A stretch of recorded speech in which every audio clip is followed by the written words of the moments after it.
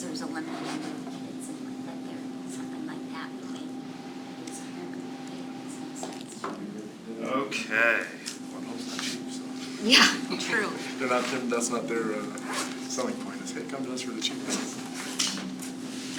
So I'm working on getting all the AV going there. You need it. Yeah, does anyone else need Wi-Fi? Sure.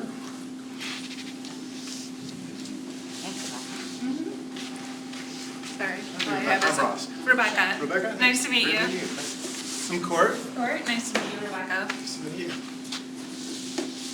Hello again. Hello, how are you, Dean? I'm well.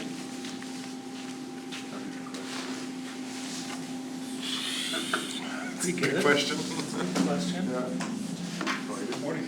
Hi, You Dave. got 3 now, huh? Yeah. Same here. That's, We're at 9, 7, and then 3.5. I feel like it's the 3.5 one that's giving us a run for our money right now. Well, welcome everybody. It is good to have you here for our first cohort get together. And we're gonna hang out for 10 weeks and talk about AI stuff. This is the first cohort that we're doing, so I'd love some feedback as we go. If you have thoughts, if you have ideas of ways to improve things, please let me know.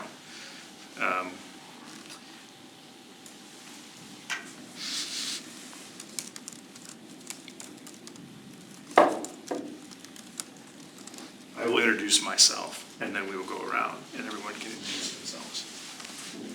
So I'm Andy Bass. Many of you know me, some of you don't.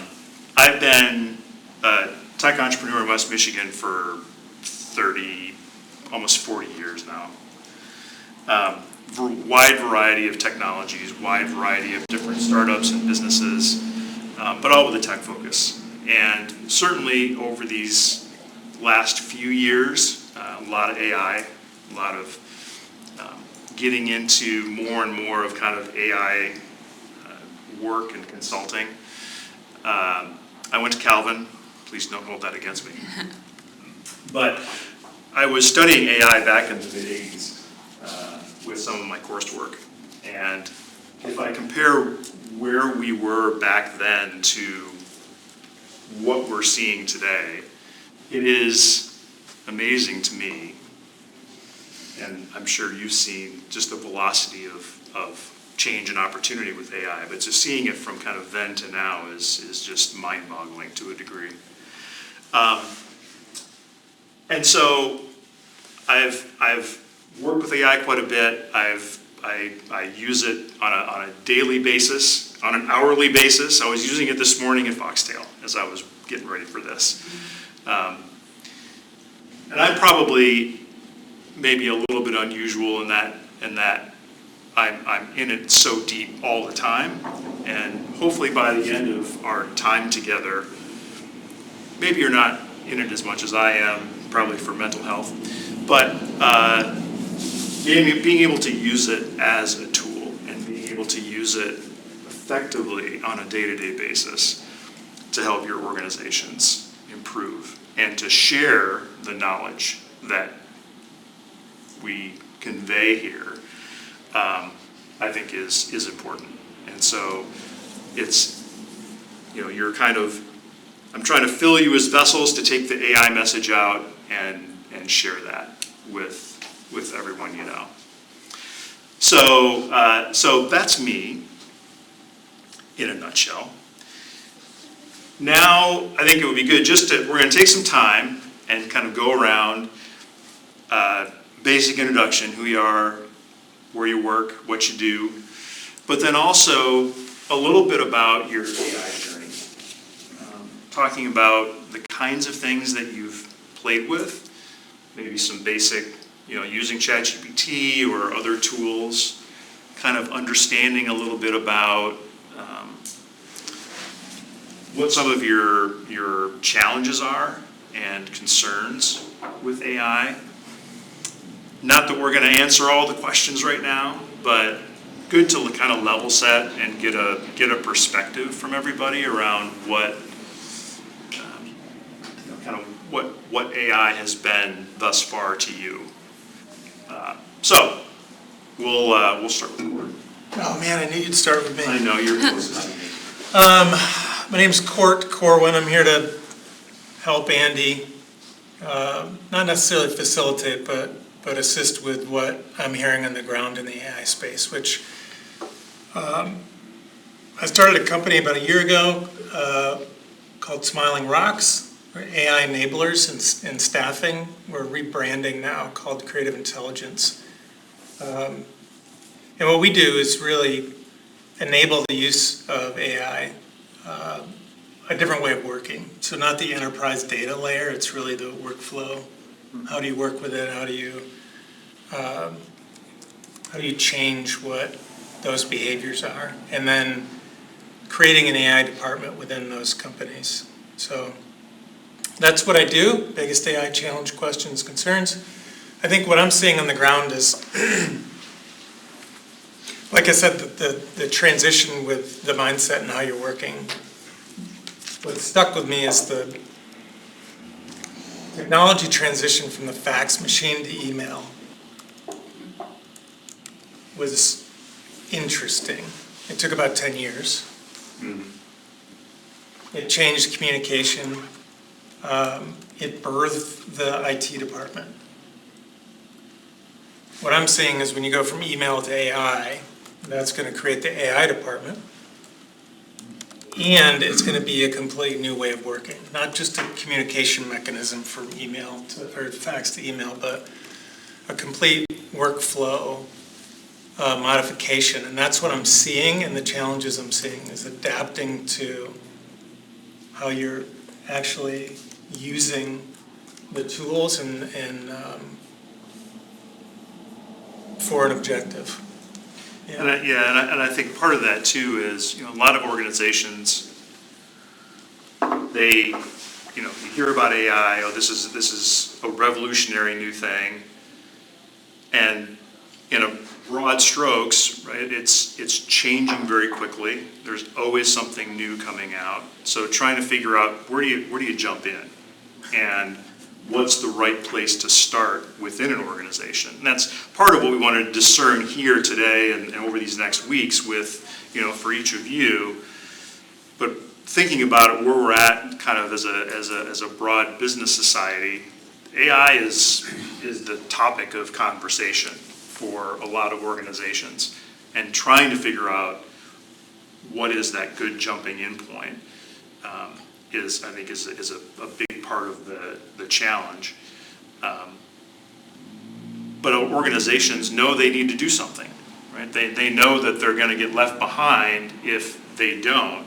And they also know the disruption that AI is going to cause, or they have a perception of it. Part of that is exacerbated by what you hear in the media and what you see online. And there's certainly kernels of truth to that around, what does it mean for jobs? What does it mean for, people's day-to-day roles and how that changes, to your point as well? Yeah, we exist really right in the middle between AI FOMO, like I need to do something and I don't know what, and the fear of change. What does this mean? We exist like right in between those two components. Yeah. All right. Thanks. Ross? Do you see it creating more jobs? Different for sure, but That's a loaded question, Dean. I just wonder because you're creating a new department, so that Yeah, that's a loaded question. I don't know how to answer that one, to be honest with you. I think nobody knows, to be honest with you. I don't know that I could speculate that. I think that jobs will change. And if you enable yourself to work differently, you'll be successful. It's become cliche, but like the people, what's the expression? People that, AI won't take your job, people who rather use AI will. Right. I mean, Yeah. it's become cliche, but that's very true. And I think it's, we're going to see job loss, we're going to see job gain, and we're going to see job change. And I think it's going to be affecting every aspect of employment. And I think it kind of goes without saying, but those that know and understand and can use AI are gonna have a leg up, right, over those that are not using AI. And there are definitely jobs that are not AI impacted jobs, right?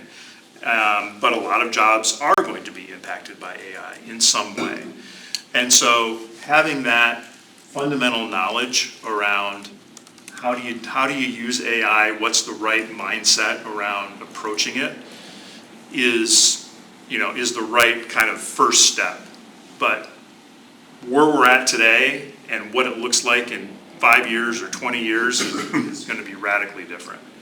I think about AI today as the internet of the mid-90s, where we're at. We're in the very early stages of what the impact is going to be of this broad set of technologies, at least mine.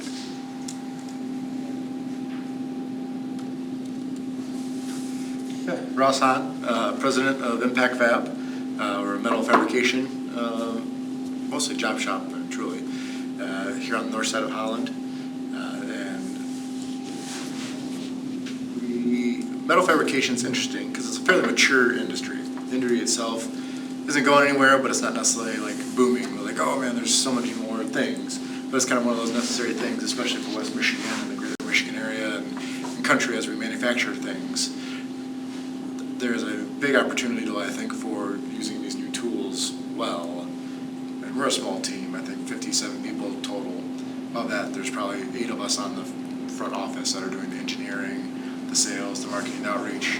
So you say an IT team, we don't even have an IT team, let alone an AI team. So that's where it's like, I need to figure out how can we be part of this and do it well and roll it out to the team. Like Dean, you and I are talking about, if everybody can be 20% more efficient, well, that just saved me another person on the payroll.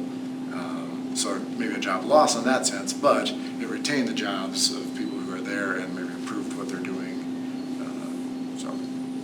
What kinds of work or kind of interaction with AI have you had to date?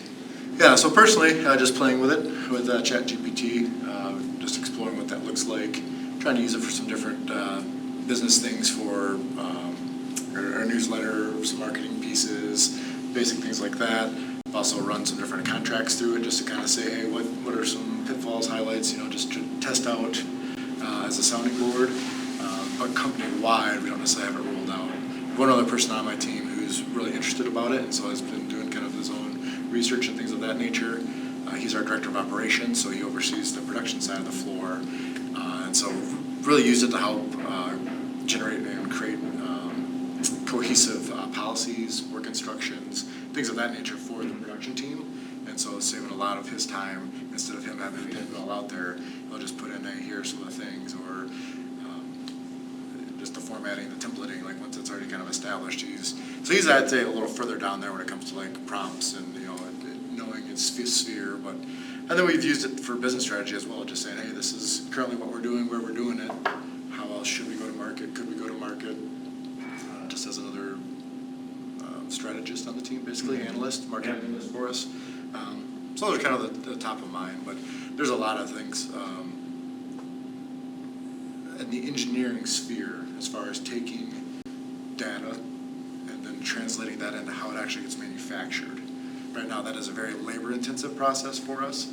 We're engineers, account managers, look at the drawings, interpret the drawings, create bills of materials, create routings, create workflows, create work instructions. I mean, that's painful, and we barely get paid for that. So if we can, that's really, we get paid for a physical part. I don't get paid for the, that. Everything that goes into before that process. Before that. And sometimes, for some of the simple stuff we build, it's almost like we spend more time on the front end than the actual value added to that. So if we can get AI to work with us on our systems and how we do that to make that flow through, then that just gets more work to the shop floor faster and more effectively too. Are you seeing AI capabilities being built into the specialized systems that you're using? They're starting to. They've been rolling out with some different beta things, like in our ERP system that we use for the manufacturing. They've got a couple different features that they've kind of like, hey, give this a try. They're not great at this point. That's kind of the issue we're running into. And they really want feedback, like, hey, give us feedback, what's working, what's not working. And so they're trying on that side of life, but it's just as, like you said, it's in the infancy right now. So there's not like, oh yeah, it's just easy and I just use this program. I think we can drive it a little bit more ourselves at this point. Yeah, yeah. And that's, I think, as we've seen, AI is from a marketing perspective, right, is included in everything, right? AI is everywhere. And we're seeing it being advertised and marketed to everyone. A lot of times it's more fluff, right? There's not a lot of value built into it, but there has to be kind of that, well, we have AI too, and so we're competitive in that, in that sense. They call it AI sprinkles. Yeah. Yeah. It's one of those things where it'll evolve, right? We'll see more and more value added to those software programs, and some it'll just be fluff, and others there will be real efficiency and work that it can do in the context of the app. But I think it's going to take a little bit of time to work its way through that process. And in the meantime, it is I think you're going down the right roads of engaging with a large language model and kind of developing those fundamental skills. We're going to talk a lot about prompting and kind of the skill set around prompting and context engineering, because that's kind of a fundamental skill that will transcend all the different products that you're dealing with. And as the models evolve, you have to evolve the skill, right? It isn't something that's just kind of a one and done kind of thing, because the models are always changing and the new capabilities and so forth are being added into it. But that's going to be a big part of our conversations here is dealing with the prompting side of things. I think you got a good start. Jennifer. Hi, I'm Jennifer Owens, president of Lakeshore Advantage, and this program is really founder-led. So Andy wanted to do this program, and Dean, and so we said, let's do a pilot. So we want to make sure the STIRS programs are founder-led and that it's not our team leading them. So we're excited about getting your feedback and hopefully eventually getting more folks into this too. For me, why I think this is so important is that internally and externally, Ross is a client of Lakeshore Advantage, and his story is not dissimilar to the majority of manufacturers. In fact, Ross is probably more cutting edge than the majority of them. A lot of them don't have an IT department, don't know where to get started, and are very leery about AI in terms of can they save their IP, the data that's out there, and maybe have more of the mindset of like, everyone will figure something out and then eventually we'll jump in. My fear is that if we don't have more of the small, mid-sized companies jump in, they won't be around any longer, because it is a competitive edge if you do it right. Internally for our team, Rebecca is like the brains of the operation. That's why I have her here, because Rebecca's the one who's really embraced AI and technology, and so implementing that is going to be key. Our team internally, some of them are here and some of them are here, and we're trying to get everyone to a medium, intermediate level. So we are going to do co-pilot training. We've decided co-pilots are LLM, and make sure our team at least first knows how to use that. For me, I've used ChatGPT very in similar ways that Ross, was kind of talking about, emails, social media, but then also being a strategy partner, analyzing large reports and giving feedback quickly. It just makes the job more productive. So I'm excited about what I can learn and that what we can bring internally and externally, and hope we get more manufacturers to embrace this and say, yeah, AI in a smart way will make my job better and more efficient. Yeah, and I think part of it is kind of to that point of minimal resources, whether it's no IT department or a very small IT department, or you're contracting things out, or just dealing with how do you focus. The business isn't focused on AI. The business is focused on delivering value to customers, and AI is a tool, right? Just like any other tool that is available from a technology perspective, whether it's an ERP system or a word processor. AI is another technology tool. And we're kind of at that point today where there are fewer people that know a lot about AI than the majority of people. And that will shift over time. Jennifer, like you're saying, it's trying to get everyone on staff to the same basic kind of level. And then knowing that some, like Rebecca, are gonna maybe take it a little bit further. But the ability to have those resources is important. The challenge right now with AI is AI resources are expensive. So you're not going to hire an AI department or a chief AI officer or AI analyst, because it's a precious resource that is right now the market will bear a high expense for those people. So that's kind of where it's at. So how do you start to integrate those skill sets and those capabilities into the organization and be your own AI departments ultimately? And certainly the market will shift, right? It'll become more of a commodity, just as other things have through technology. But part of the reason of doing this whole Innovate AI initiative is about bringing that fundamental AI knowledge to as many organizations in West Michigan as possible. So those capabilities collectively will raise our profile and inject more innovation into all of our organizations throughout West Michigan.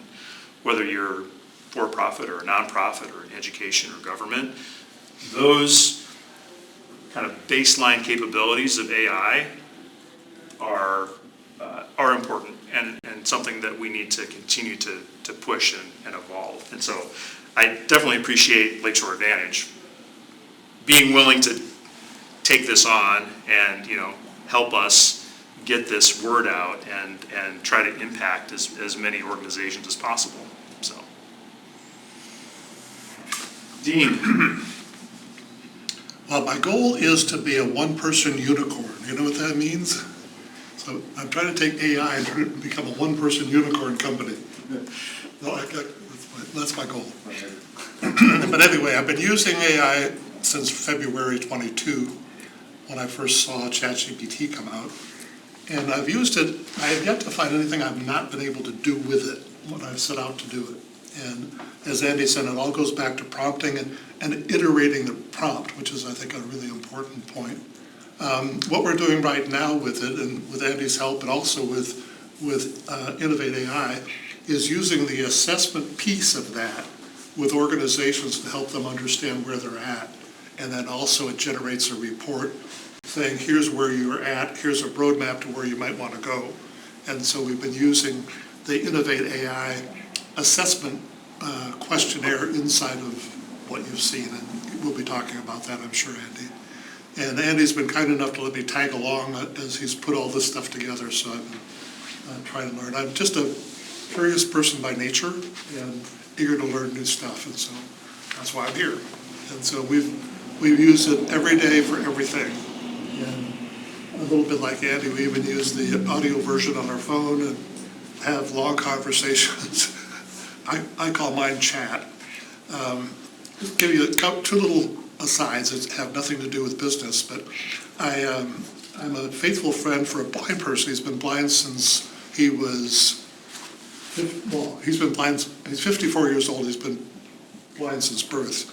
And I've been using AI. He and I are writing a book together using AI. And so just some other things you can do with it you don't think about.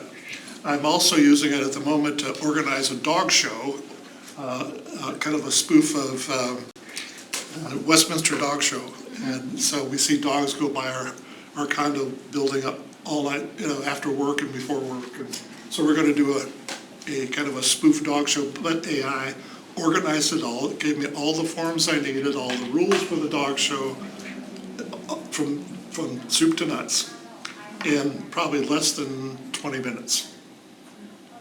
So just that sort of stuff. And But I've been trying to use it in the business sense in terms of, as you have, Ross, strategy for the company. Where are we now? Where do we want to go?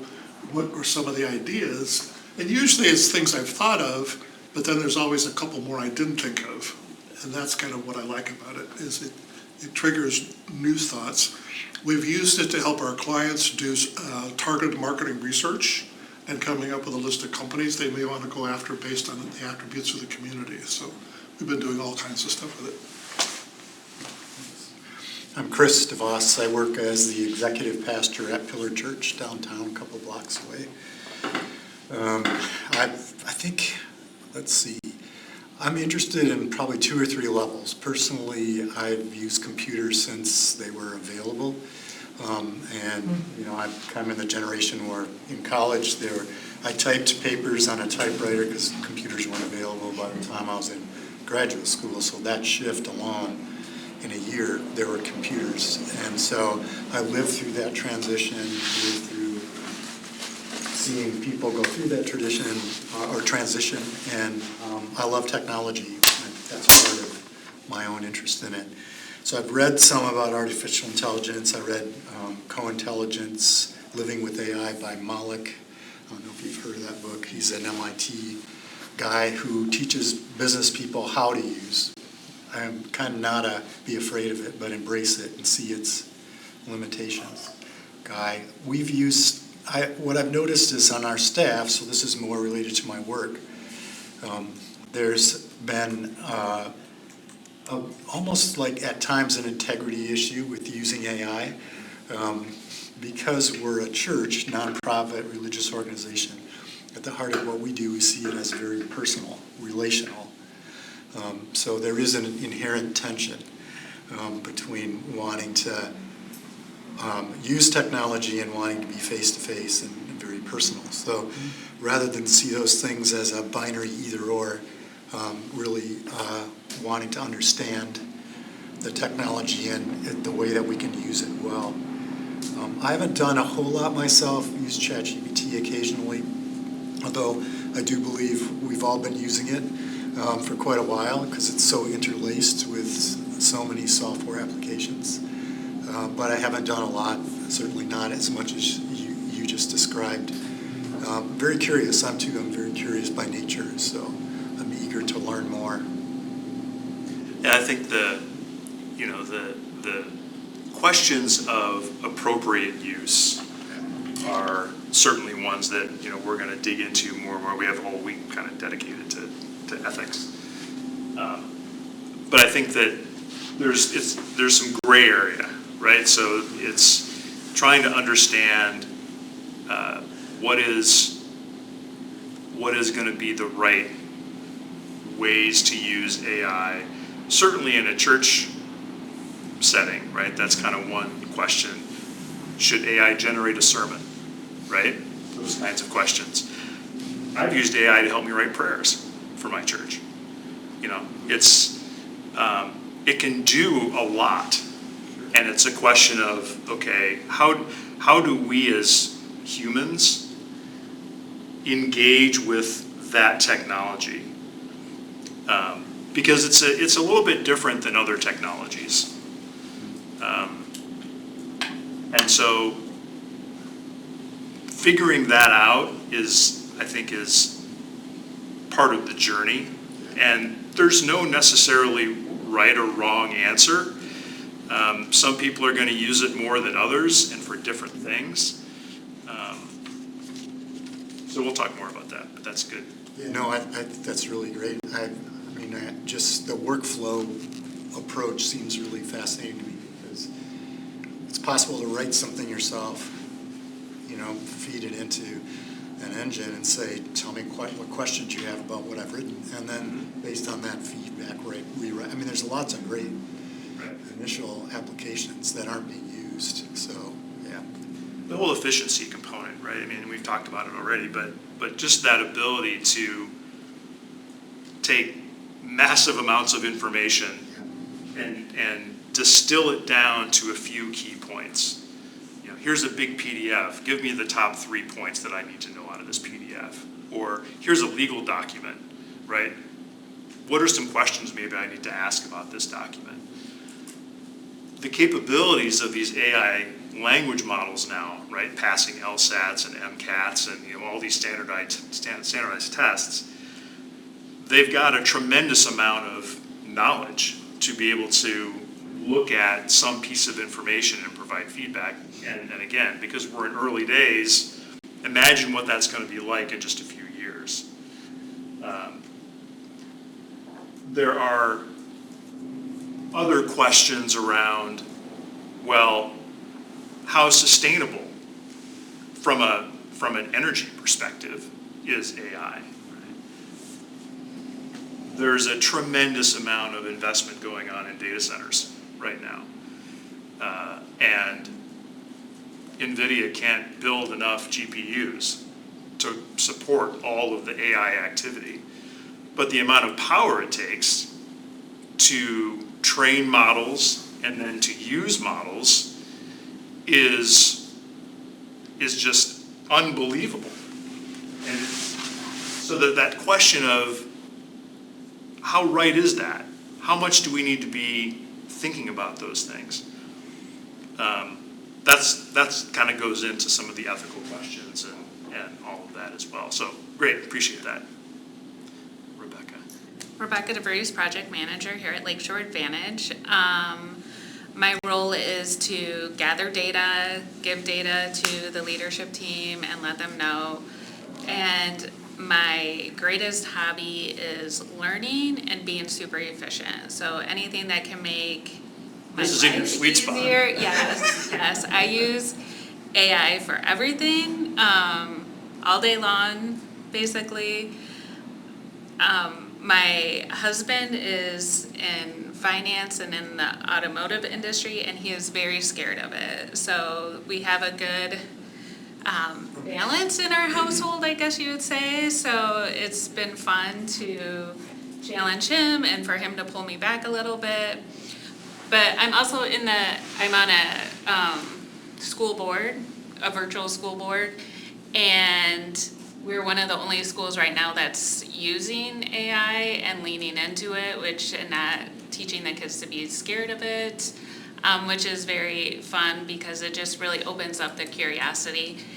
And it takes the efficiency away from the mundane and opens up a relationship with the students, which is ironic because it's a virtual school. Everyone thinks that you don't have relationships virtually, but the kids are actually seen and talked to because the AI is helping the teachers and it's helping the management and all that sticky stuff that gets in the way of building those relationships, which is really fun. So yeah, I use it all the time.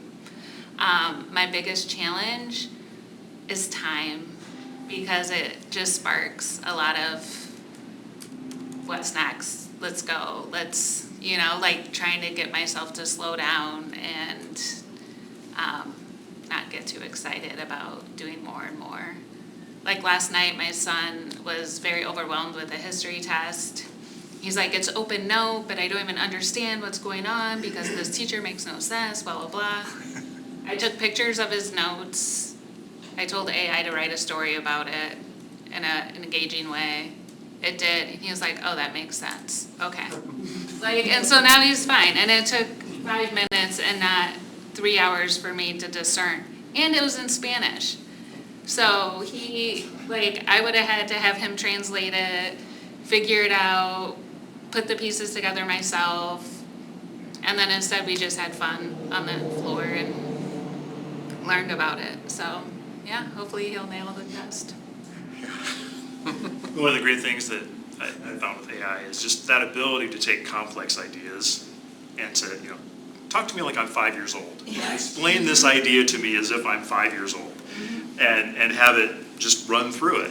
And then, those are it great. picks up like the context between an 8th grader and a middle-aged woman. Like when I first started using it, you can build that character of like use my voice, but I first had to figure out what my voice was, and unfortunately I learned it was the middle-aged woman.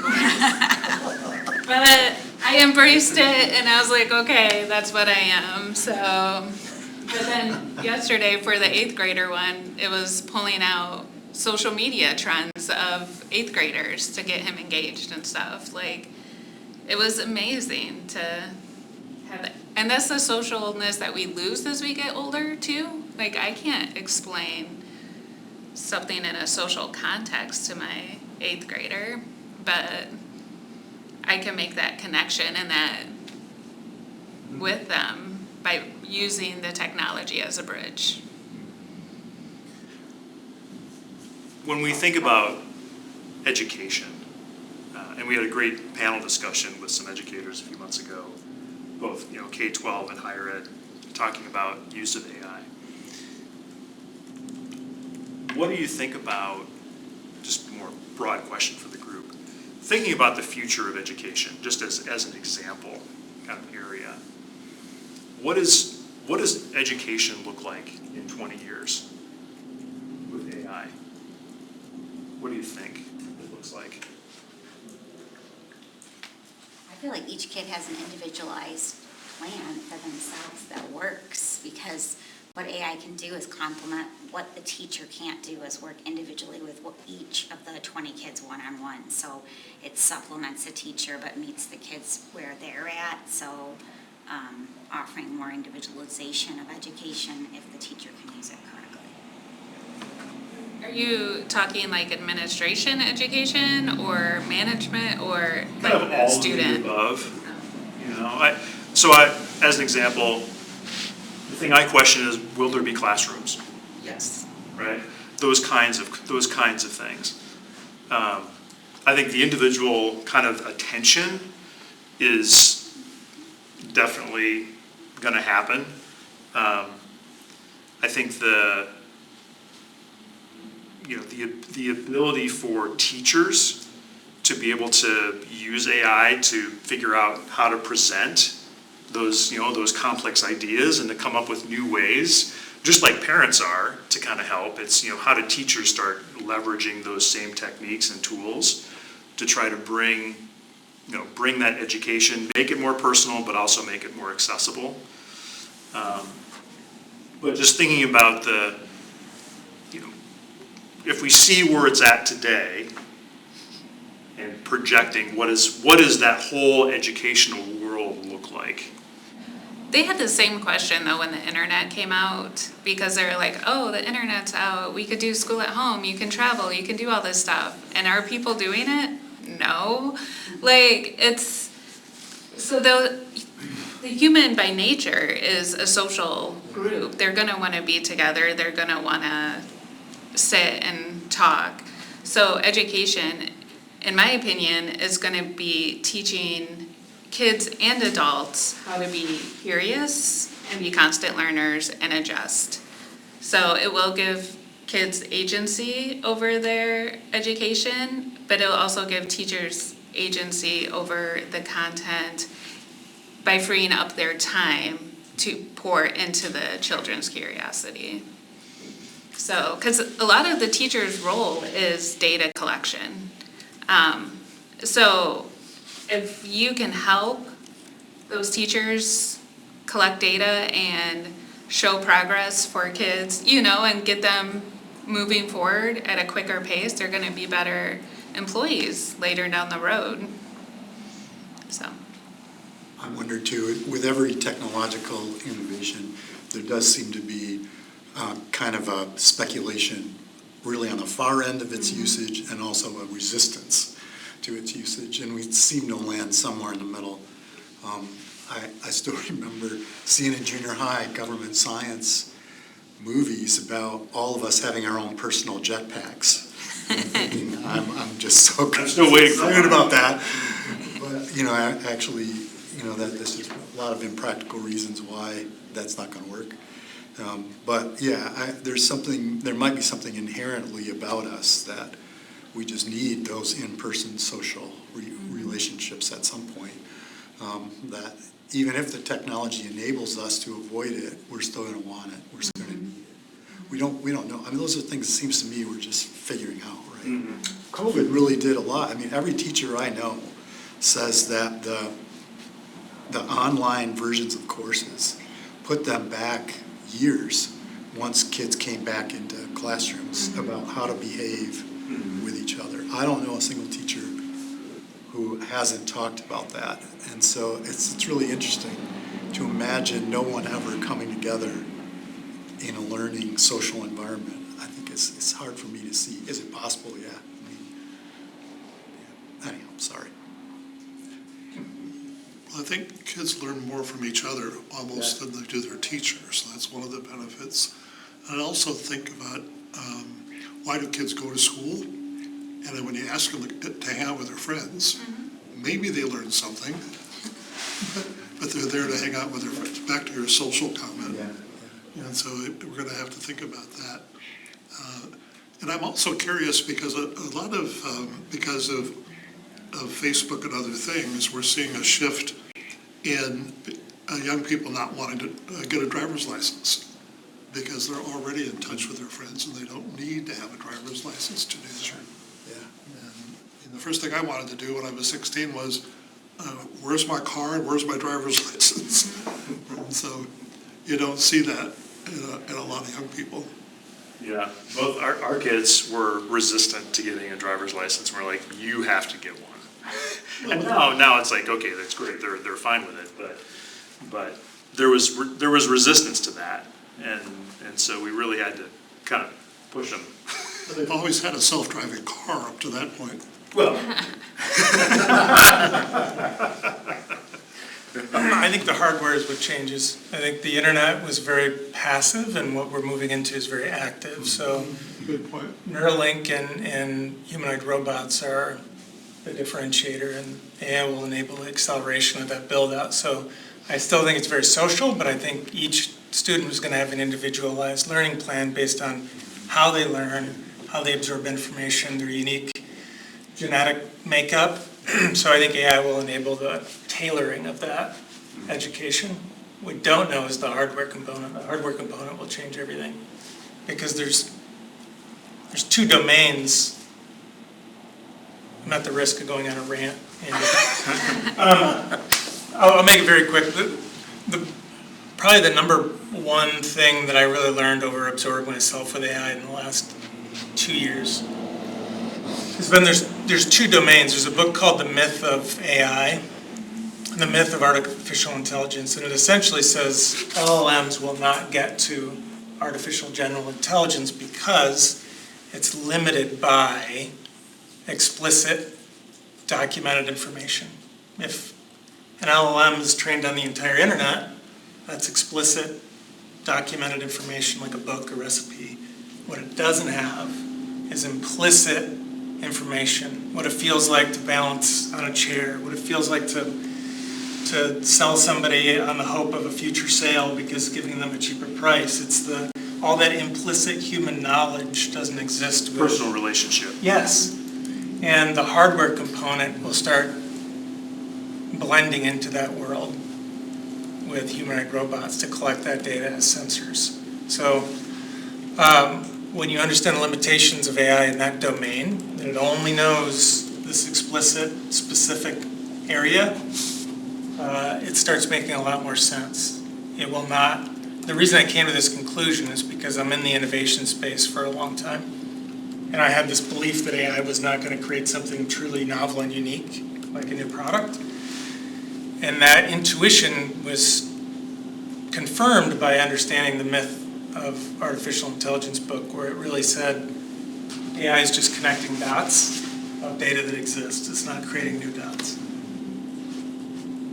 Yeah, I think the creativity aspect of AI is interesting, and it fakes it to a degree. If you look at things like Nano Banana, the ability for some of these image generators to create something that is new, but it's doing that in the context of what it already knows. Yes. And so it's rearranging the bits and bytes to give you something new and different. It is new and different, but it's not new knowledge. It's not new thinking. It's using what it already knows. It's exactly where context engineering comes in later on. Yeah. So Isn't that what humans do though?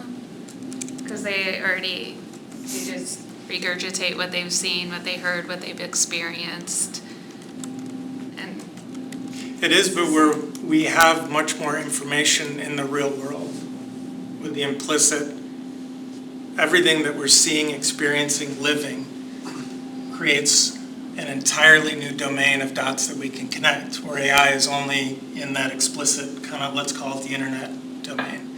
So when AI moves over into the hardware domain with humanoid robots, for example, Neuralink, they'll have access to more dots, and then maybe AGI is accessible. That's essentially what the Myth of AI book says.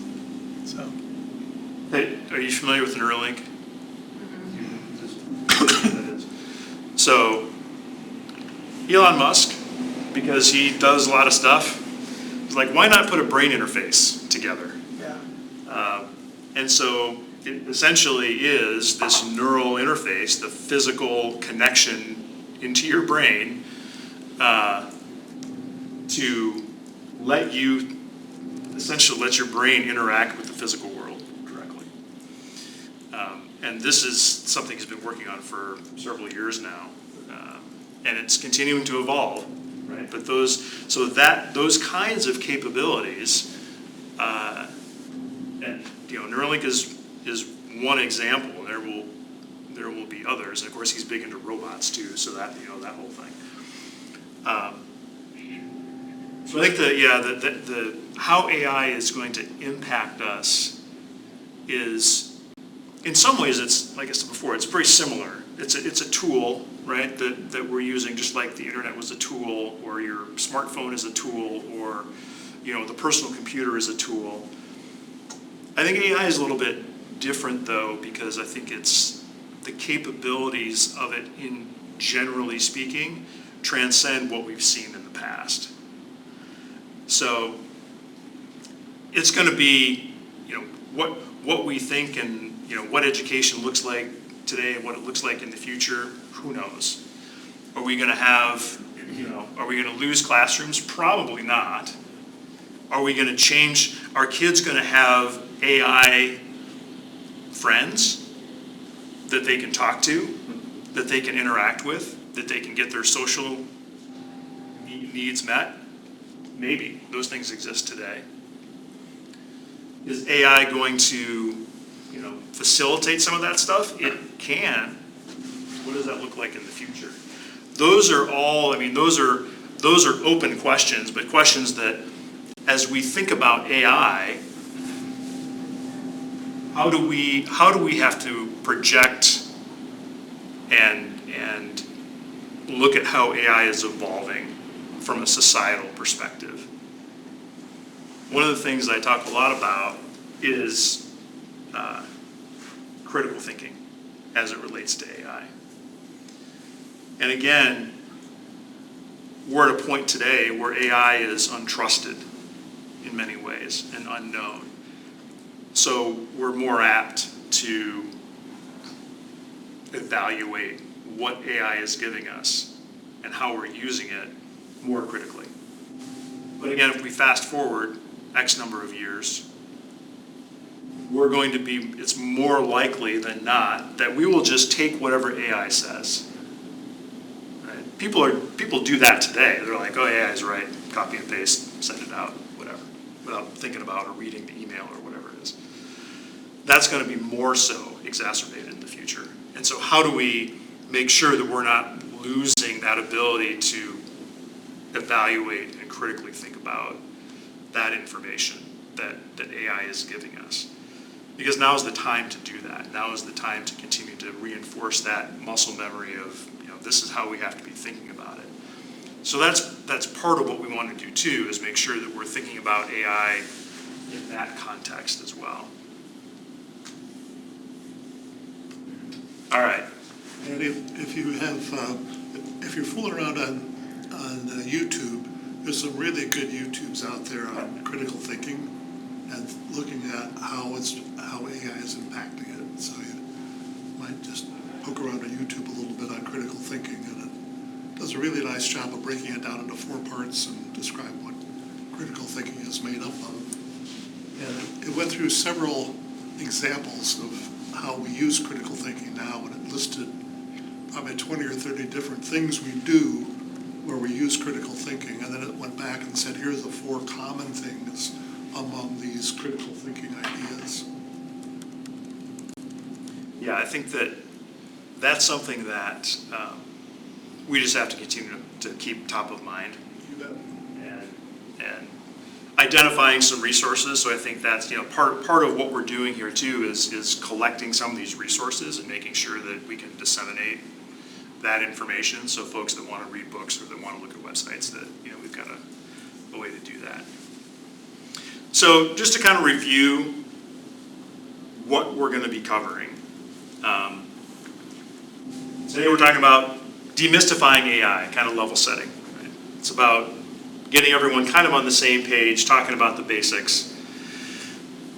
And we're going to kind of go through week by week. Next week is talking about use cases and ROI and looking at what are some ways to really integrate AI into organizations, into different business functions. What are some historical over the last few years, what people have done, what's been successful, what hasn't been. So we'll talk about that next week, and then we'll get into talk about data, the ability to kind of gather data and manage data around what you're sending into AI for analysis. That's important. So from a manufacturing perspective, how do you think about whether it's you're looking at financial information, you're looking at production data, you're looking at logistics, whatever it is, being able to understand what you need, collect it, and techniques for analyzing.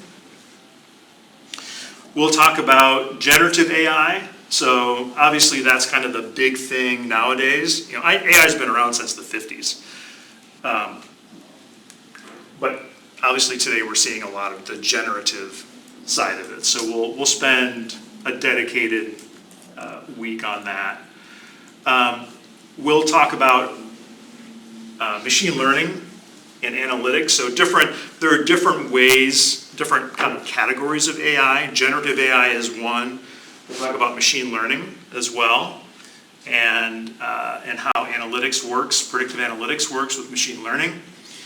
We'll talk about AI governance and risk management. So if you're thinking about AI as a strategic component of an organization, the governance side is going to be extremely important. And that goes into things like dealing with privacy, dealing with the security aspects of it, dealing with the ethics components as well. And we'll talk about ethics more later, but that kind of all goes into, how do you think about laying out what's the right way to put the guardrails on. We'll talk about change. One of the biggest challenges, I think, with integrating AI as an organization is, what is the appetite for change within that organization? Some folks are going to be very much like, yeah, this sounds great, let's do it. We're good with change. Most organizations are like, we fear it, right? We don't want to rock the boat. And because AI is a little bit different, right? It isn't like, hey, we're going to integrate this ERP system, right? AI kind of is this umbrella that kind of covers all these different areas. And because of some of the challenges we talked about earlier around jobs, right? Changing jobs, eliminating jobs, adding jobs, there's uncertainty there. And uncertainty always is going to create fear. So how do we have to think about change management as it relates to integrating AI into an organization? So we'll have a week dedicated to that. We'll talk about the ethics piece. How do we have to think about ethics? And that goes into thinking about the models that we're using, how we're populating the data, what kind of biases are kind of inherent to the information and the processes that we're dealing with. We'll talk about the AI roadmap, right? So one of the things coming out of this whole process is to build an AI roadmap for your organizations. What's the right starting point? Taking all these different things into consideration, right? Thinking about the change management aspect, thinking about the governance piece, thinking about the technologies themselves, right? What are the right application areas? What's going to be the right use case and starting point to create real value? One of the challenges I think that organizations have is they bite off more than they can chew. Right? They think, oh, here's AI is great. We're just gonna throw something in there and we're gonna figure out how to make it work. And they bite off more than they can chew in that sense. And then it isn't successful because there just isn't the focus to it. So that roadmap is going to be I think important for everyone to be thinking about. So even starting today, and we'll get into this later on this morning, in thinking about some of those areas, and I'm sure you already have, right? You've already been exploring and experimenting with, well, what are some ways that maybe we can use AI? A lot of it is, it's kind of siloed and one-off, right? So you've got a person that's kind of doing this one thing, and they've tried a few things. There isn't necessarily a dissemination of information around the organization about, okay, how do we as an organization think about AI and implement these various things? So getting to that roadmap, and then basically we're gonna spend the last week talking about the roadmaps and sharing and providing feedback and creating a mechanism that hopefully gives you some sense of when you leave, we've got a good plan to kind of take forward. So that's the idea with the curriculum. Does that make sense? All right. So what are we talking about today? So we've done introductions. We're going to be talking about a little bit about the current AI landscape and some prompting. We're going to be talking about kind of this hype versus reality components. The AI readiness, so Dean mentioned this earlier. One of the things that I've built using AI is an assessment tool to be able to allow organizations to answer questions and then come up with basically an analysis of where that organization is at related to their AI readiness. So we'll talk about that, and that'll be something that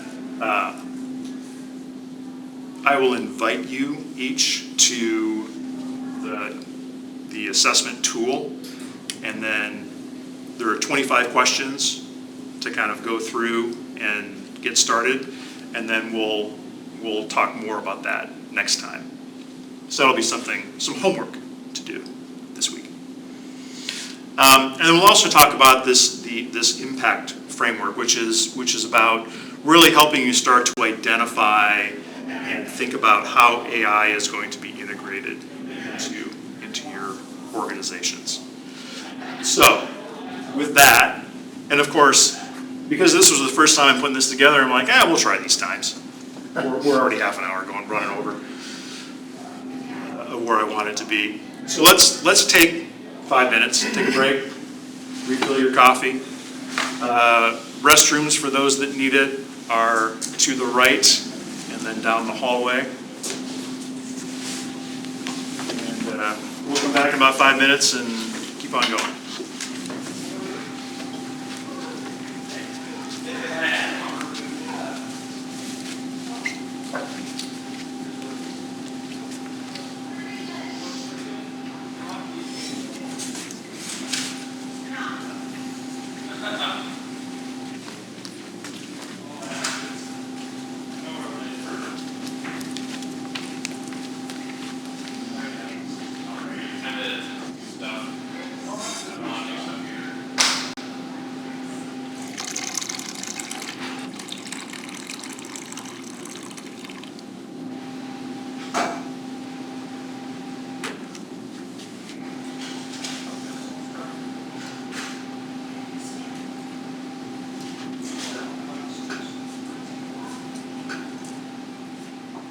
How many days a week are you at Foxtail, Andy?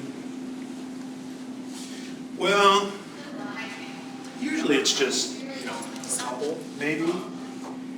Usually I'll go there, if I'm gonna be coming here first thing, I'll just go there until 9 and I'll come over here. So I got there like at 7 today. So, Yeah, the place is always so busy, I'm surprised. that's why I get there at 7 o'clock and then. Yeah. I'll attend a call, just a legislative call, like budgeting stuff. And I'll, Maybe not as you need to. okay. You got stuff. I didn't want you to think I was rude, it's not you. It's not you, it's me. Where are these the Boar's donuts, huh? No, They're dangerous. I know.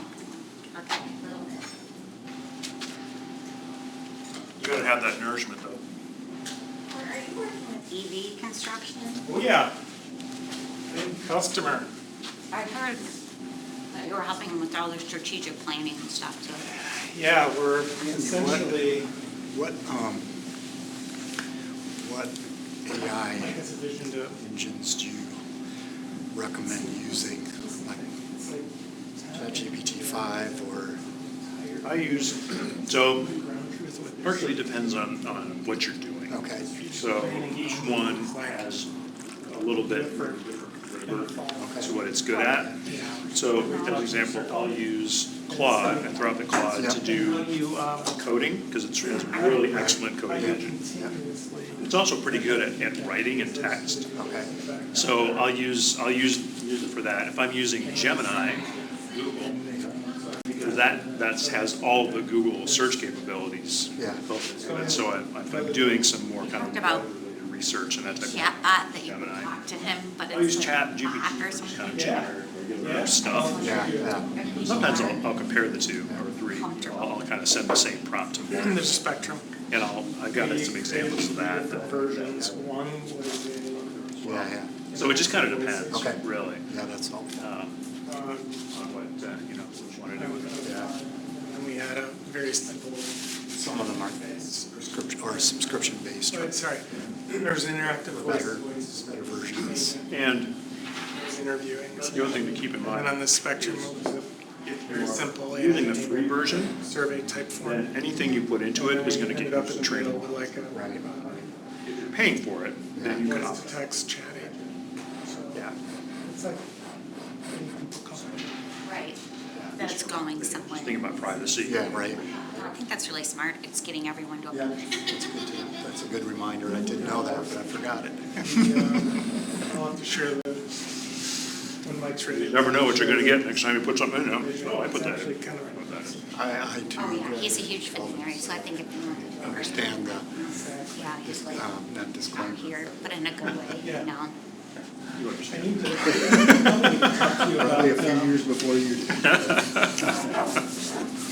So what was your first computer? what we're doing for The very first staffing. Yeah, that'd be great. Yeah, we have a desktop Sony limited staffing model for, production of computers and it was a standalone. in, The one I owned first was an Osborne, Shared service kind of model. very little screen about that big. I called it the luggable. It was portable, yeah. Yeah, but it was internal portable. app. Yeah, it was heavy. About the size of a sewing It was machine. very heavy, yeah. I figured my shoulder is the result, my lack of cartilage in my shoulder is the result of that computer. Yeah, Try not to get I kind of jumped into it. An external 30 megabyte external hard drive. If you still had it, it would be worth a lot of money. Yeah, yeah, right. People collect them. Yep. That was a great computer. The change piece is interesting. One of the things they had in those years was Apple had their own application called HyperCard. Writing, you could write your own programs. I really love that. Using Apple's products. I was PC up until Windows 95 or so. Yeah. And I got so frustrated with that. Good, Well, that's kind of what, I was trying to mimic what our clients were doing. good, good. And once I switched over to Apple, I've never really looked back. I don't want to go back. But it had, early versions had this program called Sure, of course, yeah. That's pretty easily and write your own little application. I was always a basic person, so I learned basic and I had a Radio Shack Level 1. Right. Yeah, exactly. No, you don't want to. Basic software. So there's bigger. Put it back in the, I think that, remember, like 54, something like that.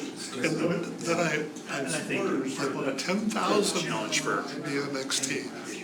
it's a Huge 10 megabyte hard drive that you're just never gonna. There's so much to learn, there's so much to, AI is just a topic, and then it's thinking about, okay, well, how do I take this? So get that out of the basement. To my organization, On the internet, it's worth about $1,500 today. how do you roll it out? So Very, having a roadmap is great, and that's capable. Part of it is rugged. How do I effectively disseminate all this information? myself, base using that. They understand and can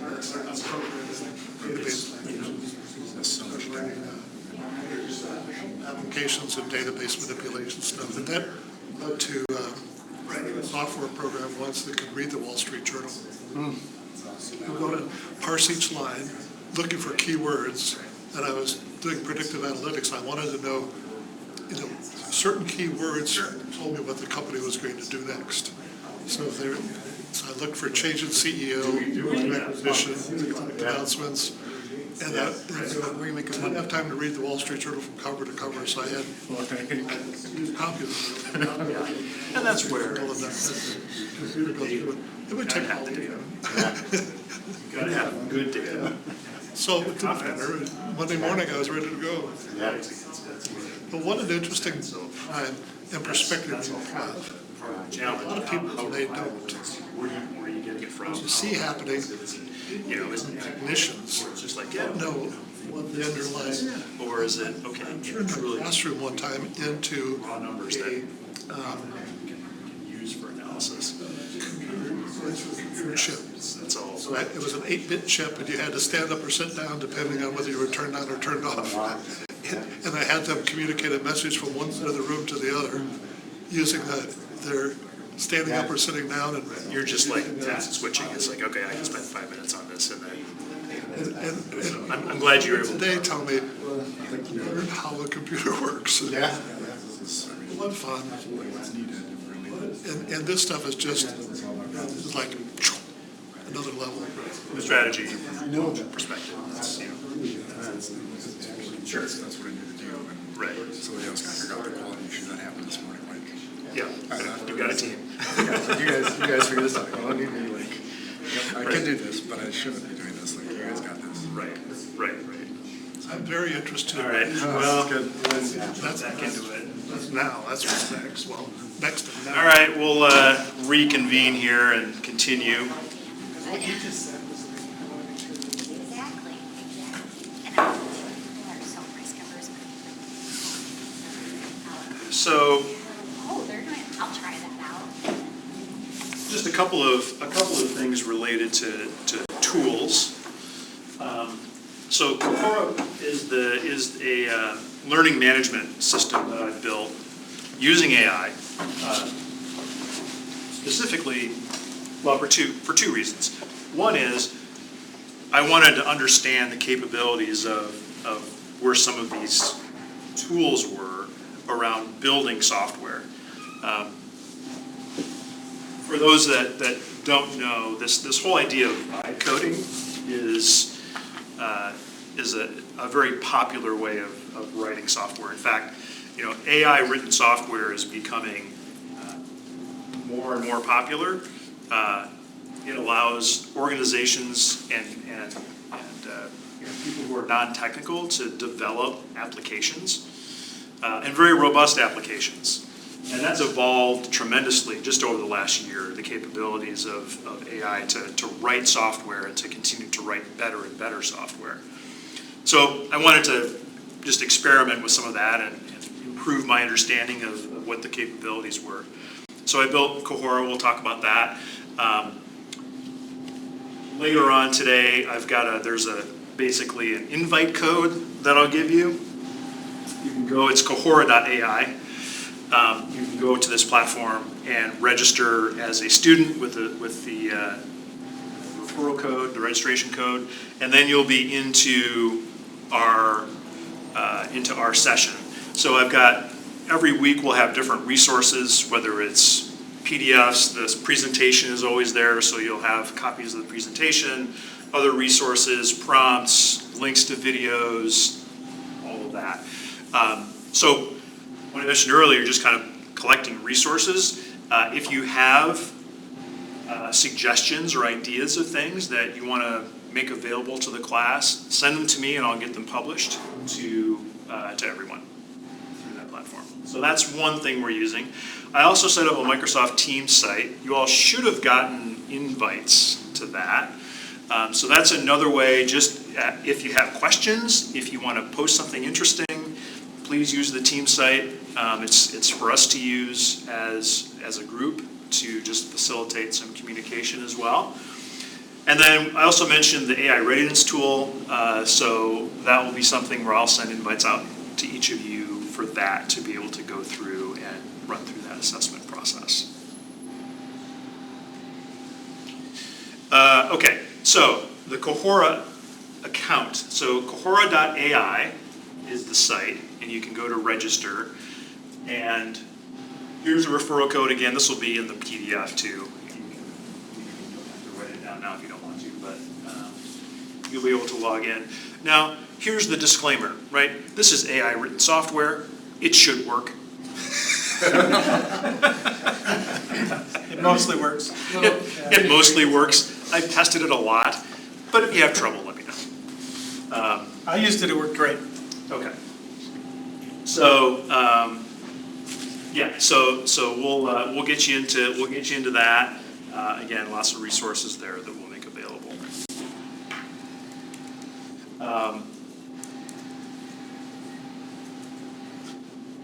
I'll just make a point about vibe coding. So a couple of things there. You know, this is something that we're not necessarily going to be doing vibe coding as part of this. If you're interested, we can really dig into it at some point during our time here. I could spend, you know, a whole series just talking about vibe coding and the tools and the capabilities. But I think what's interesting is, and this kind of goes to the discussion earlier about, you know, is it going to take jobs, right? What is the job impact of AI? Well, this is one of those areas where AI is going to be impactful related to jobs, because we're really democratizing the ability to write software and taking it out of solely the technology person's hands and skills and putting it into anyone's hands to use. So if you can describe an application that you want to write, could be a mobile app for your phone, could be a website or a SaaS application, if you can describe what you want and then be able to iterate through and describe the changes that you want to it, you too can be a software developer. Now, the biggest thing with vibe coding, or AI coding in general, is creating a really good prompt. Knowing how to do design is going to greatly increase your success. And the tools have evolved to support that. So, used to be, and these are tools like Lovable.dev or Bolt.new or Cursor, or there's all kinds of different ones now. Claude Code. All of these are tools that can be used to have AI create software for you. But the biggest thing is having a specification, a very detailed specification for what it is that you want to build. And you could go to Lovable.dev right now, and there's just a text box there, and you can say, build me this thing. And it'll go and make an attempt at it. And every iteration that they come out with is better and better and better. They just came out with this new cloud capabilities to write the back end side of it. So to support your databases and your authentication, all of the kind of back end stuff that you need to support a front end, to support a web interface or a mobile interface. That just came out this week. And so it's becoming easier and easier for non-technical people to develop these tools. When I started writing this Cohort system, this was earlier this year, those tools were either didn't exist or they were just getting going. And so I was doing things like in ChatGPT, describing what it is that I wanted and having it suggest code for me. And then I would put that into a development environment and I would try it. And kind of iterate back and forth. Now these tools have that ability to, even built into the tool, the ability to say, describe what you want, and it comes up with a whole design specification that you can update and modify. And it comes up with a whole series of very specific tasks that the AI will use point by point to develop the software. So it's becoming very sophisticated in its ability to do that. Microsoft now, last I heard, they had 30 to 40% of their software being written by AI. They've had downsizing, right, as a result of that, because they don't need as many engineers to do the same kind of work. So this is great for small companies that have no IT department, that have no software teams, right? If you're a product expert and you really know what you want, and you have both good prompting skills and access to tools to help you with specifications, then you can write very sophisticated software. Again, we're in early days. That's going to continue to evolve. It seems like every month, every week, there's something, whether it's a new model or a new capability to some of these tools, it's making it easier and easier for the non-technical person to develop. So, again, back to my disclaimer. AI wrote this application. I specifically, as part of my experimentation with this, I didn't go in and change source code. I was using AI the entire time to iterate and to update, to change.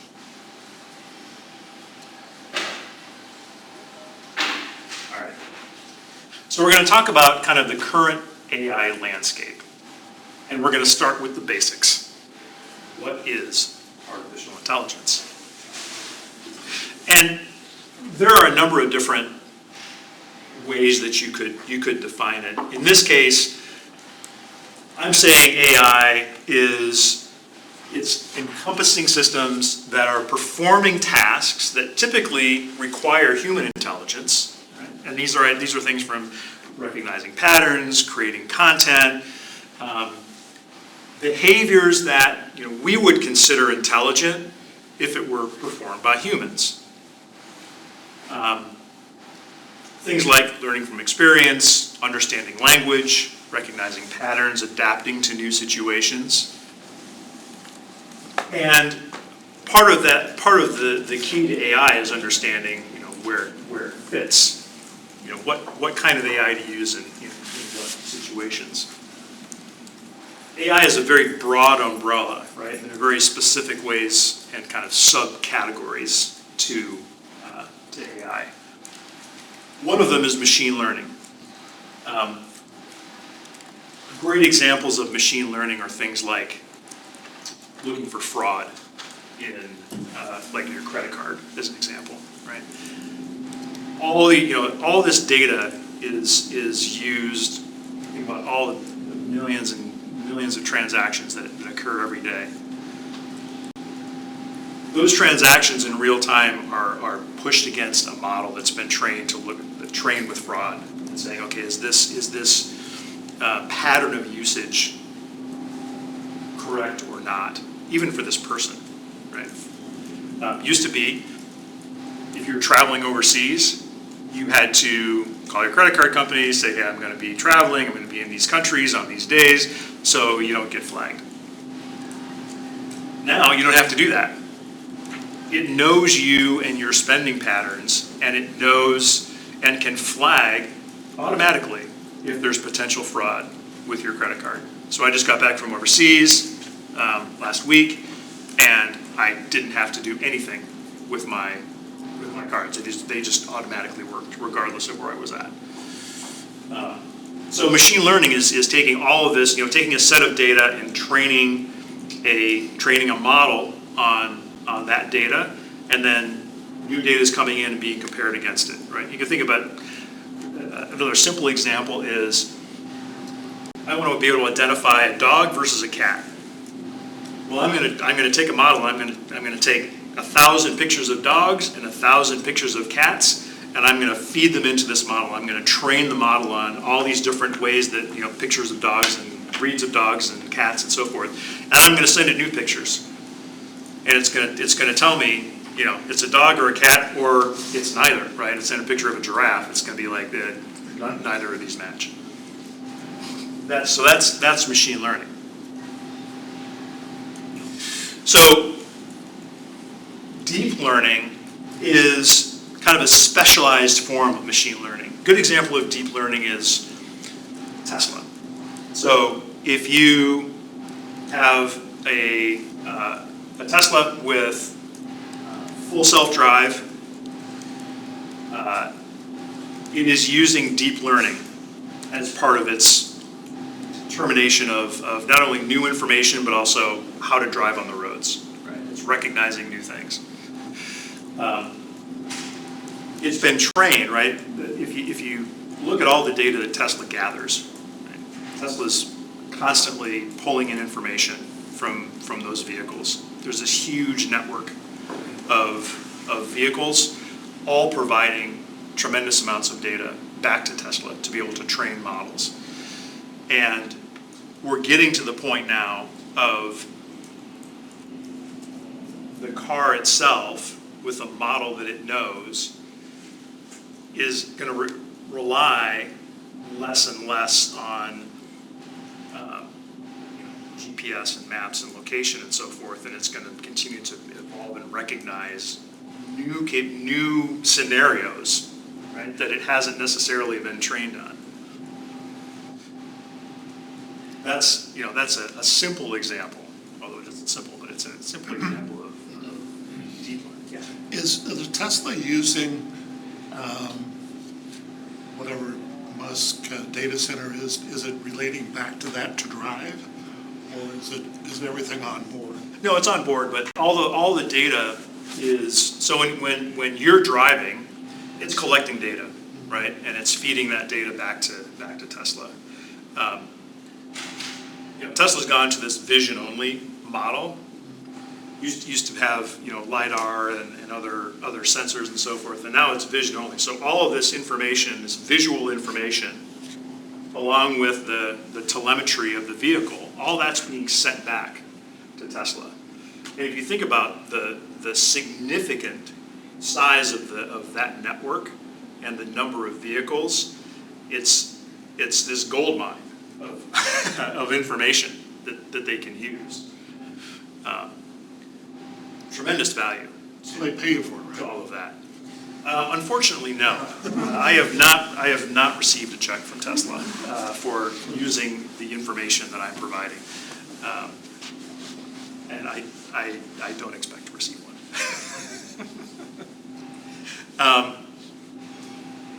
Generative AI is really what we're familiar with, what we use on a regular basis, right? Whether we're prompting and getting text back, or images, or audio, or video. Again, those capabilities are evolving more and more and more to be that much better. I just saw that the new video model from Sora AI, Sora was released. Sora version 2 was released. I don't have an invite code yet. But that ability to generate, again, the next generation of realistic video. And that's just one example of whether it's VO3, so Google's model of video. The capabilities of all of those image models and video models are tremendous now. It used to be that if you wanted to create an image with people in it, well, they'd have 6 fingers, or they'd have, it'd be just a horrible thing. Now the images are super realistic, and they're very accurate. It used to be that if you wanted to create something with text in it, like create a poster or a sign or a social media posting where AI has generated it, that it would get like kind of a letter right or most of a word right. But now, again, those image models have evolved to the point where now you can generate complete social media posts, and the text is accurate, and it's exactly what you want, kind of thing. So generative AI is kind of the third big category that that we typically deal with.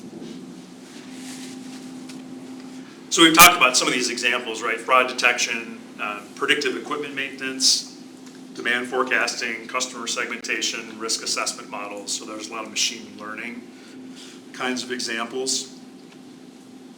Medical diagnosis, right? So you think about MRIs and X-ray analysis from a deep learning perspective. You've got very specialized models that are using to detect cancer, as an example. In an MRI, if a radiologist is looking at something and they're not seeing it with the naked eye or with their expertise, but we're seeing the AI models be able to create these diagnoses earlier and earlier because they're seeing amazing things, right? They've got that level of detail, and they've got it trained.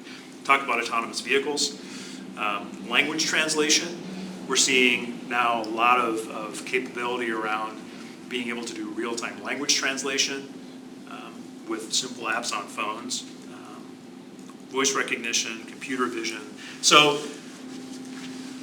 a lot of what AI is giving us, we're seeing it's part of our lives on an everyday basis, but we might not know that AI is part of it. And it's been that way for a while. It's been evolving that way, kind of in the background. With the generative stuff now, it's kind of we're using that every day.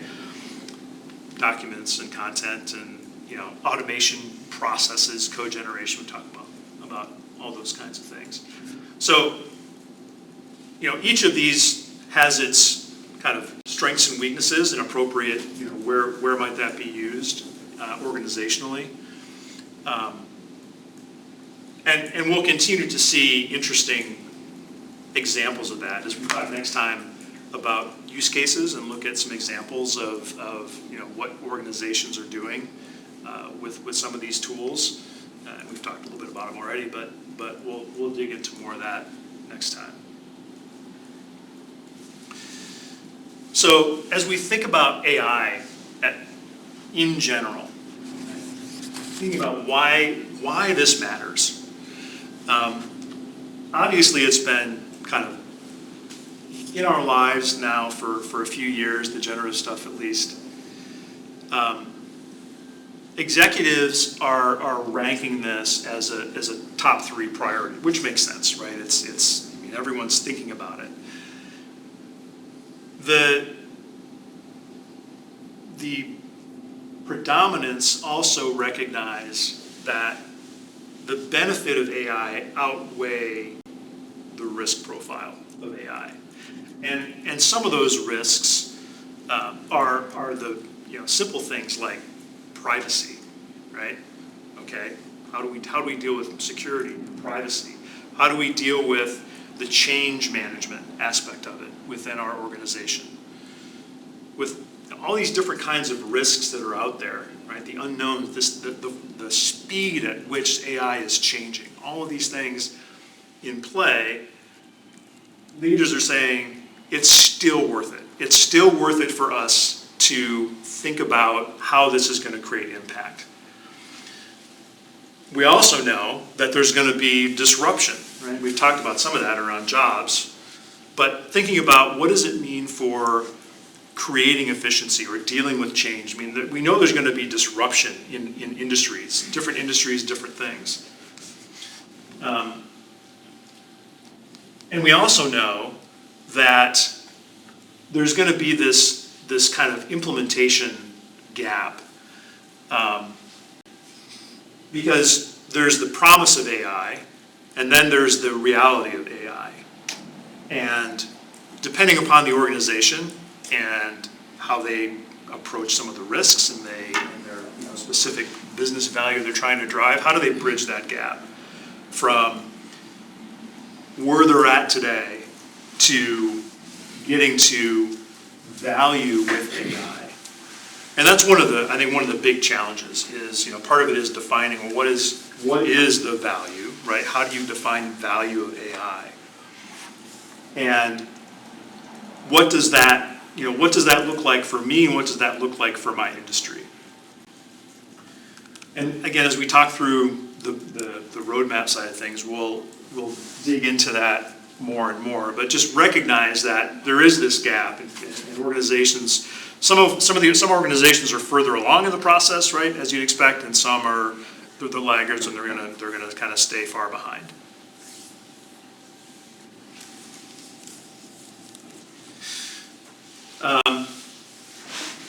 We also know that a lot of organizations are using AI, and using is, open for debate, right?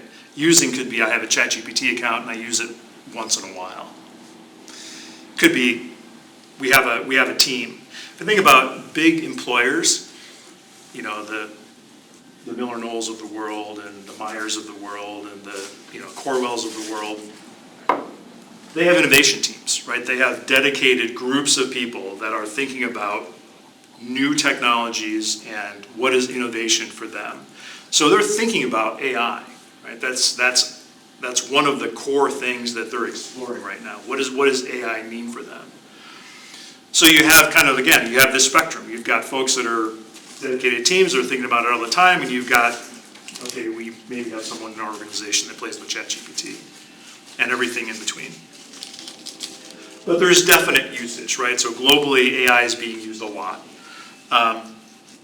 And as of 2024, we're seeing the adoption go up, right? So organizations, where it was in 2023, 55% of organizations planning to use AI, now it's up to 78%. So we're seeing, and even this year, so it's going to be even higher this year. All of that to say, right, people are interested, people are figuring out what does it mean for them. It doesn't mean they know, right? It means they're still trying to determine this, what is this AI thing? So the question I would have is, from kind of your anecdotal knowledge and experience and hearing about AI, what are you hearing around within kind of your sector, what others are doing with AI? I'll give you a little example. I was working with the Oklahoma City Chamber of Commerce, and I was talking to one of their vice presidents, and she said she had this project she had to get done, and she was really crunched on time, and she had to put all this stuff together for this presentation. And she said, well, I've never tried AI, but she did. And in 15 minutes, she had what would have taken her 2 weeks to do done. And it created a convert on the spot. And now she's struggling because her challenge now is to share that in her organization and get the other people in the organization to see how much time they could be saving. And so I think the aha is using it to save time. And It is a behavioral barrier though, because my husband did the same thing 3 months ago and hasn't used it again. So it's kind of like where email first came out too, and the CEOs had their secretaries print off the emails so they could go through it and read it. There is a behavioral change that needs to, you have to be adaptable and. you have to be willing to change. That Yep. one. Yeah, and get the psychology behind it. Yeah. And that's, and like I said, it's hard, right? It's some people, I call it living in the gray. I love living in the gray. That's how I'm wired. I think if you're an entrepreneur and a startup person and all of that, that's kind of life, right? But I also recognize that a lot of people don't. They're black and white, right? They can't handle uncertainty and they can't handle change, especially the velocity of change that we see with AI. And so we have to be able to think about, as organizationally, we know that we have people of that entire spectrum in our organizations too, right? We have people that are comfortable with change and are willing to try new things, and others are like, no, it's got to be this way or this way. And there's no gray. There's no gray there at all. And that's hard, right? That's not easy to try to bring something like AI, which is so transformational and has great potential, to bring that into an organization and to see maybe the change that we would like to see, in maybe the time frame we want to see it. Yeah, it's so interesting because I think about just, like I love trying to fix things that I have never fixed before. So, I mean, YouTube's, of course, the universe is at your disposal to fix anything. So, I mean, there have been many times I've fixed something that I could have called a repairman to do, but I was able to do it myself. It didn't even cost me anything. But there's a different step from then thinking that, I can start up a business now and fixing outdoor gas fireplaces. That may be true, but that one little thing, where does the knowledge is great, but where's that bigger picture of realizing, okay, I just got a summary of a novel that doesn't make me a great literary critic off the bat because I've only really just summarized one. I've gotten a summary of a book. I think part of it is the understanding of how to use it and even what my ability to use it means about me. It doesn't make me the expert. I was just able to put together a proposal. But how does that fit into the bigger development of my skills and my role and my place, even in my business? There are a lot of other things attached to that. So you kind of survive a presentation, but you still have a lot of other things that have to be learned. I have a rule for myself. I write articles for our newsletter. My rule is I have to write the article first and then let AI edit it. And even then, when I put it out on our newsletter, it says written by and edited by. And so it's back to ethics. You're really saying, hey, I wrote it, but it's edited by. And it gets a little tricky because sometimes I don't care much for the way it sounds, and I'll go back and you can tweak it with a prompt and say, hey, have it sound more like me, and you can do all those things. But it's just tricky. It's just it's a slippery slope. It's easy to go down, especially if you get rushed and you got a lot of things you're trying to get done. Yeah, I think that's a great point, right? Where I think our business world now is everyone's expected to be connected 24/7, and you've got like these heightened expectations that are thrust upon us as a society, and I think people think of AI as like, oh, great, you're using AI, so now you can do that much more, right? You can be that much more productive, and at what cost? Right? What's the right way to kind of balance that? Because it's a great tool. It can do a lot, but again, we have to kind of step back and think about what does this mean for me as a human, right? And the way that I need to engage with other humans. So AI is definitely being used. We've talked about kind of current AI experience. Chris and I were talking during the break and talking about different different LLMs, right, different tools. And I tend to use all the tools. I'll use multiple language models because I know that certain models are better for things than others. Or maybe I'm interested in even comparing output, right? I might give the same prompt to Claude and to GPT-5 and understand kind of what, how they respond with different output. I'm working on an AI project now with a client that I'm doing analysis of transcripts and data with AI, and depending upon the model that I'm using, I'm getting the same structure of output, but there are nuances in how a model, Grok is giving it to me different than Gemini is, than Claude is. And one thing you have to remember about models is they have different parameters to them. They have different context windows, meaning the amount of data you can put into a prompt to provide context. So some of them are very large now, 1 million, 2 million tokens. Others are very small. Some of them have the reasoning capabilities built into them. Some of them don't.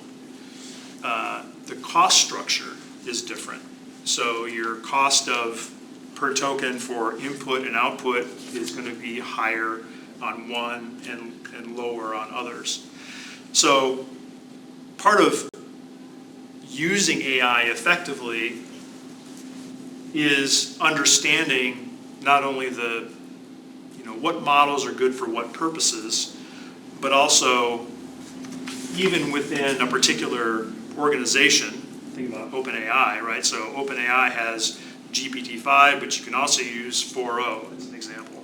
Or if you're using Anthropic, you can use Sonnet or you can use Opus. And they have different capabilities and different cost structures. If you're going to be deploying AI, broadly speaking, those are things that you have to be thinking about. How does it scale? What is the cost implication? When new models come out, how are those new models improving upon the older models, right? So the Claude just released 4.5 version of their models this week. I use those for coding a lot. They have really excellent coding capabilities, and now those are, that capability is now improved, at least from what I'm hearing. We'll see. So understanding kind of you've got your suite of tools. You've got language models, and then you have other tools. A good example is this presentation was done in a tool called Gamma.app. This is an AI-driven presentation tool. I can have it create entire presentations. I can take my own text, I can put it in, I can have it change up design, I can, it's PowerPoint on steroids kind of a thing. But it's a tool, it's a new AI tool, it's a new category of AI tools because there are multiple AI presentation tools out there that can make you more efficient in how you develop presentations. And that's just one small example. What's the name of that tool? Gamma.app. It's two M's, right? Yeah, GAMMA.app. And when we get into the generative AI components, we'll dig into some of these tools in greater depth. Yeah. Is there a spreadsheet? I was just thinking that all of this stuff would fit into a spreadsheet. You got rows and columns, and you say, and each column would say best use case for this. So down the side here is ChatGPT, Claude, Copilot, all those. And then across here is best use case, limitations, cost. Has anyone done that? It seemed like it would be a slam dunk. Changes like hourly. Well, I was thinking that too. But if you have someplace where it's out there in the cloud somewhere and somebody's maintaining it, it's continuously updated by AI.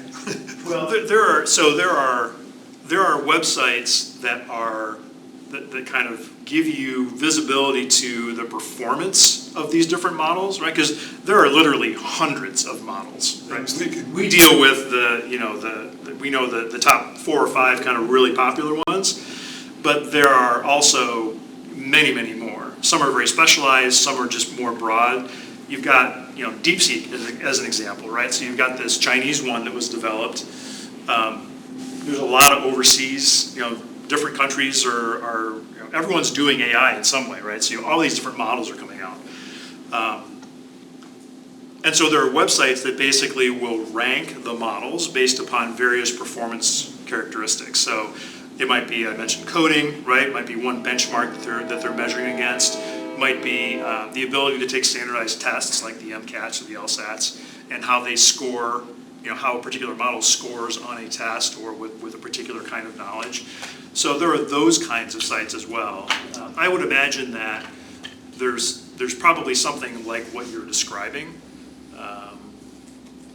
So I would say, as an exercise, for the group, I'll look. do a little detective work.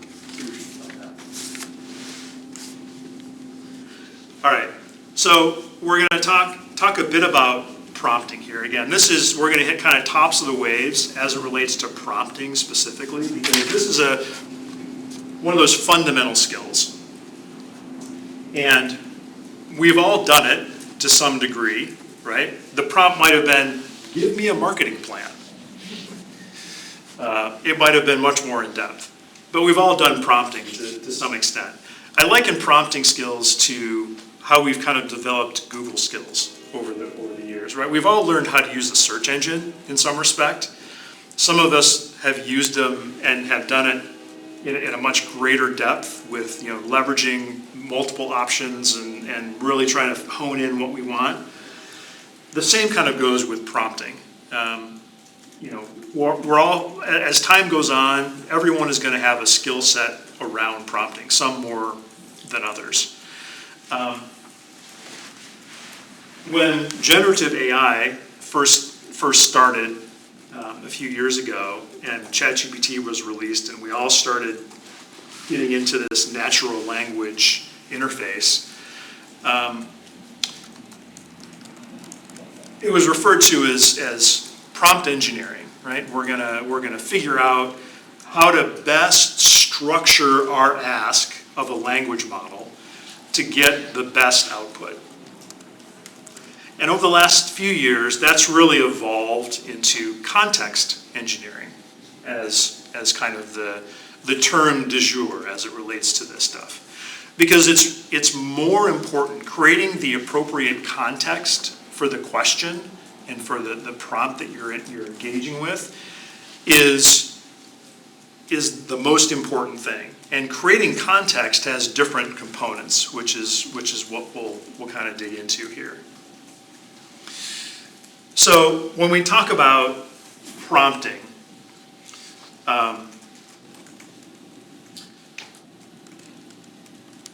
the better that the input is, the better that the output is, right? That kind of just is a logical way of thinking about it. So if you're creating prompts that have greater detail, that have more context, the better the output's going to be, and the less you're potentially going to have to be iterating to say, nah, I don't want this, or I'm trying to do something else. You're going to get a better initial response that then you can work with. And as you've kind of seen, I mean, it's a skill that you have to continue to develop, right? So it's something where not only do you have to develop it because you'll continue to improve your efficiency and you'll get better answers and you can create more impact organizationally, but it's also changing, right? The core technology, whether it's ChatGPT and the capabilities that OpenAI is integrating into ChatGPT, or the language model itself that interface is enabling, those are, to Core's point, it's changing all the time, right? Every week there's something new practically. So that's going to evolve to some extent how you prompt, right? Being able to take advantage of some of the capabilities of what these the interface and the language model in tandem, what they can give to you. Good examples are things like when OpenAI first released ChatGPT, it was purely just, I can type something in and I get something out. Very basic, right? ChatGPT had no other capabilities. Well, then OpenAI added GPTs as a concept into ChatGPT. So the ability for you to kind of create your own kind of little project work area to create a specialized little application within ChatGPT. And then you could publish that. And that was kind of their whole thing. Oh, we're going to create a store and people can make their own and then you could sell them and all this. Well, then they're like, well, let's add some integration. So now we're gonna add the ability to directly connect to Gmail or to your calendar or to other applications so that you can start pulling in data from other places without having to copy and paste it, right? You can connect your Gmail and you can say, hey, analyze my email and I have these questions, or find an open slot in my calendar for this, that, or the other thing. So we had that capability. Then we have this evolution into MCPs. So MCP stands for Model Context Protocol. It's you can kind of think about it as just a way of integrating anything into a language model. This was a design specification that was developed by Anthropic and for Claude specifically, but they opened it so it could be integrated into any language model. And now this has become kind of the de facto standard of being able to tie data into language models. So now I can say, I want to tie in information from all these different applications directly into my model. And as we talk about context and building in, having the right data and the right information, it makes it easier to pull that information in and incorporate external data with what you're prompting to get better answers and to have more context. So it's evolving. So the ability to use those capabilities is something that you have to continue to kind of understand the fact that, hey, this is available, and now what's the right way to use it? And that's, that can be part of the challenge, right? Because it offers great capability, right? Tremendous value, greater efficiency, but you've got to dedicate more time to now figure out what is it, how do we use that? One of the things that we've kind of brainstormed around Innovate AI as an initiative is doing some of these, well, a couple of different things. One is having refreshers. So the fact that you participate in this multi-week cohort, you can come back as we do a refresher and say, hey, here are the updates, right? Here's kind of where AI is at now.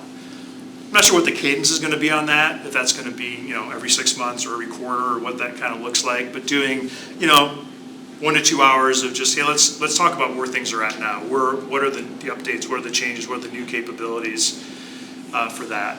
That's one thing.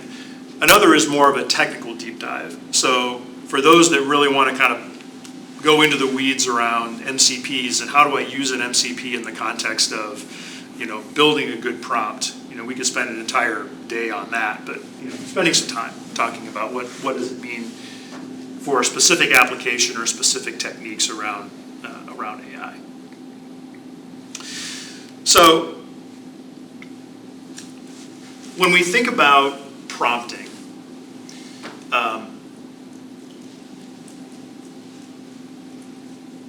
I've got this clear framework, and clear as a handy mnemonic gives you kind of the key pieces for what you need to know around building good prompts to create good context. So context is the first, providing a lot of information, providing a significant amount of background as input, right? So that's part of it. You're creating the context. Then you're saying L for length. What do I want the output to look like, right? So I've got input, I've got to define the context on the way in, and I have to define what do I want on the way out, right? So how long do I want? Do I want you to write a 20-page paper for me? Because it'll do it. Do I want a social media post of, 200 words or less? What do I want? And what format does it have to be in? Now with some of the capabilities we just talked about, the ability to say, I want this in a Word format, right? I want this in PowerPoint. I want this in a text file, or I want this in a comma-separated values file that I can take and import somewhere else. What is that output look like? Do I want it in some kind of structured format? So programmatically, do I want an XML document, as an example? Do I want a JSON document? Just ways of again, or a comma-separated values document. Something in a structure that then I'm going to take from my OpenAI or whatever language tool I'm using and bring into some other place to use. E for examples. So the more that you can provide it examples of on the input side to create context, and on the output side to say this is what I want, this is how I want it to be, with particular style or voices, that's going to improve the output ultimately. One of the things that you can do is you can feed in to these tools like OpenAI as an example. You can train it on how you speak, how you typically engage, what's your tone, the words you use, so that when it's creating output, especially if you're asking it for content, whether it's an email or a social media post or a marketing brief, whatever it might be, it's closer to the way you would say it as a person, as opposed to just, this is clearly AI, right? The big joke is AI puts M dashes in everything, right? Which is true, it does. It's becoming harder and harder to tell. As with each iteration, it's becoming harder and harder to tell what's AI and what's not. We'll talk about this in some of the ethics side of things. But that ability to kind of present anything as human or as yours becomes easier and easier and easier, right, to do, because the tools just make it that way.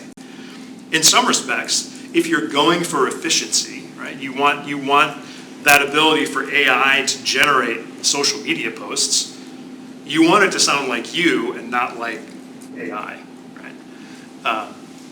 And that makes sense. Kind of to Dean's point, that, what kind of disclaimer do you put on it? AI generated this, AI generated it, but I edited it. I created it, but AI edited it. What's the right way to say AI was involved in this process in some way?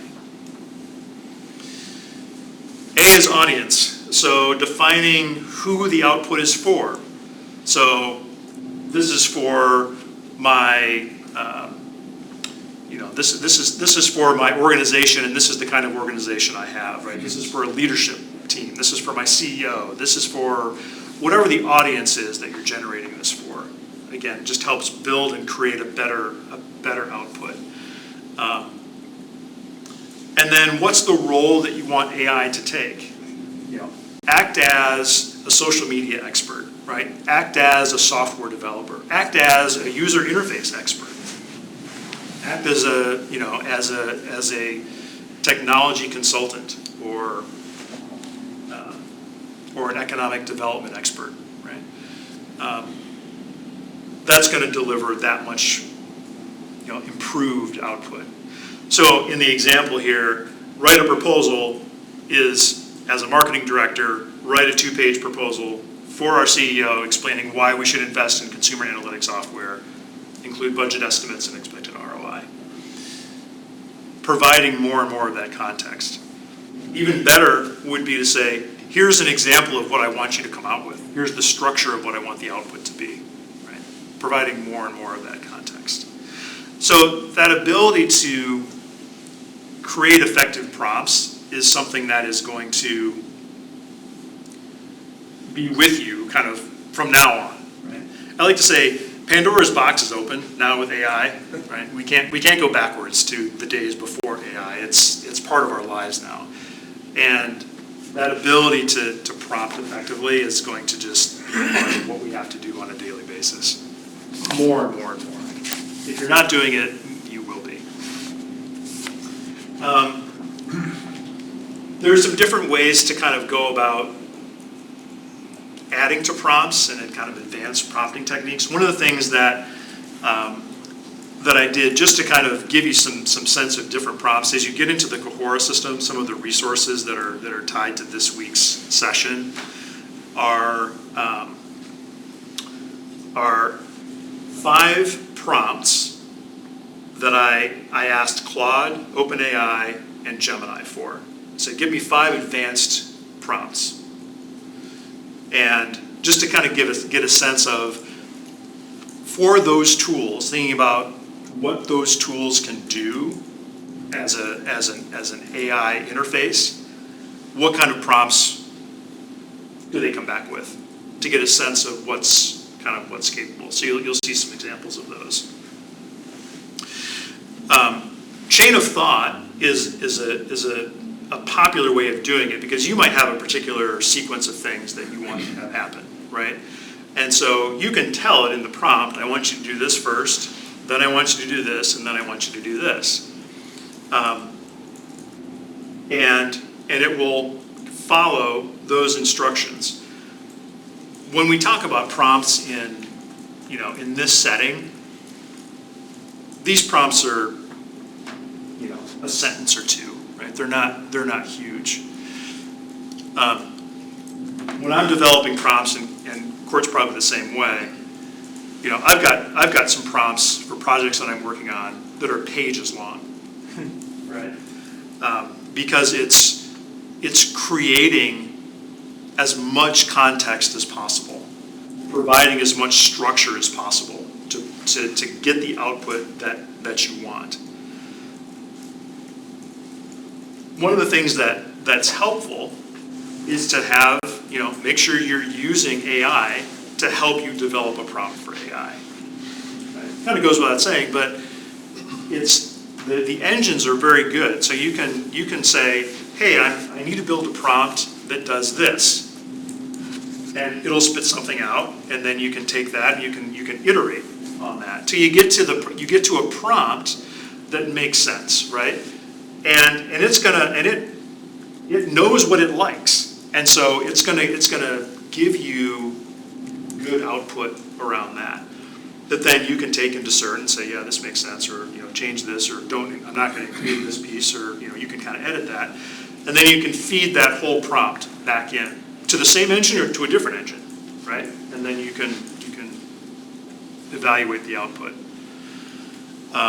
So a chain of thought is kind of a standard way of thinking about engaging with AI. We talked about role-based, right? So that ability to say, act as this particular kind of person. We've talked about kind of the iterative refinement. So you get a prompt, and then you just, whether you're building the prompt or you're prompting itself, you're saying, okay, now make it more concise, or focus on this thing, and iterate through. Oftentimes, you're not going to get what you want the first time, right? Getting a one-shot, I got exactly what I want, doesn't happen. You're going to have to iterate, and you're going to have to kind of go through. One of the things that's also helpful is, and this is certainly as you're learning, is asking the model to tell me what you did, explain what you did, tell me about your assumptions. Asking the model to ask you questions, right? So you can say, hey, here's what I want. Now ask me questions to clarify what I'm asking until you're 95% sure you can give me a good answer, 100% sure. Ask it, and then it's gonna come back and say, okay, great, I have these 10 questions for you, or, clarify this for me.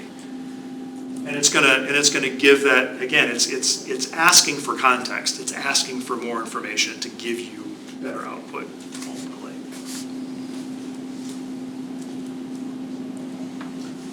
So, helping with marketing, right? That's not gonna get you much. It's gonna get you something, right? The thing about AI, it's always gonna give you something. It's gonna give you something, likely, it's not gonna be what you want. So, don't give it vague requests. Don't just assume context. It's like, oh, it knows what I want. Now, what's nice is tools like OpenAI remember, right? It's remembering everything that you've done in previous discussions. So you can reference something in a prompt, and it'll go back and remember that, oh, we talked about this, and here's what I said, and you can use that to your advantage, right? That can also be something you don't want. So you have to be aware, again, it kind of goes back to understanding what the tools are capable of and what they will do, to then know, okay, I need to make sure I'm telling it, ignore previous conversations, and want kind of a blue field, green field thing there. Would you actually say that in the prompt, say ignore any previous? Yes. Yeah, you tell it just ignore previous, and it'll focus on what it, kind of point forward. Single shot, like I said, it's not going to be perfect first time out. And of course, no verification, right? So there's the critical thinking part. Just take whatever it gives you. That's not the methodology you want. But being specific, right? Give me the 3-month email campaign outline for a new product launch. Be clear, iterate, review it.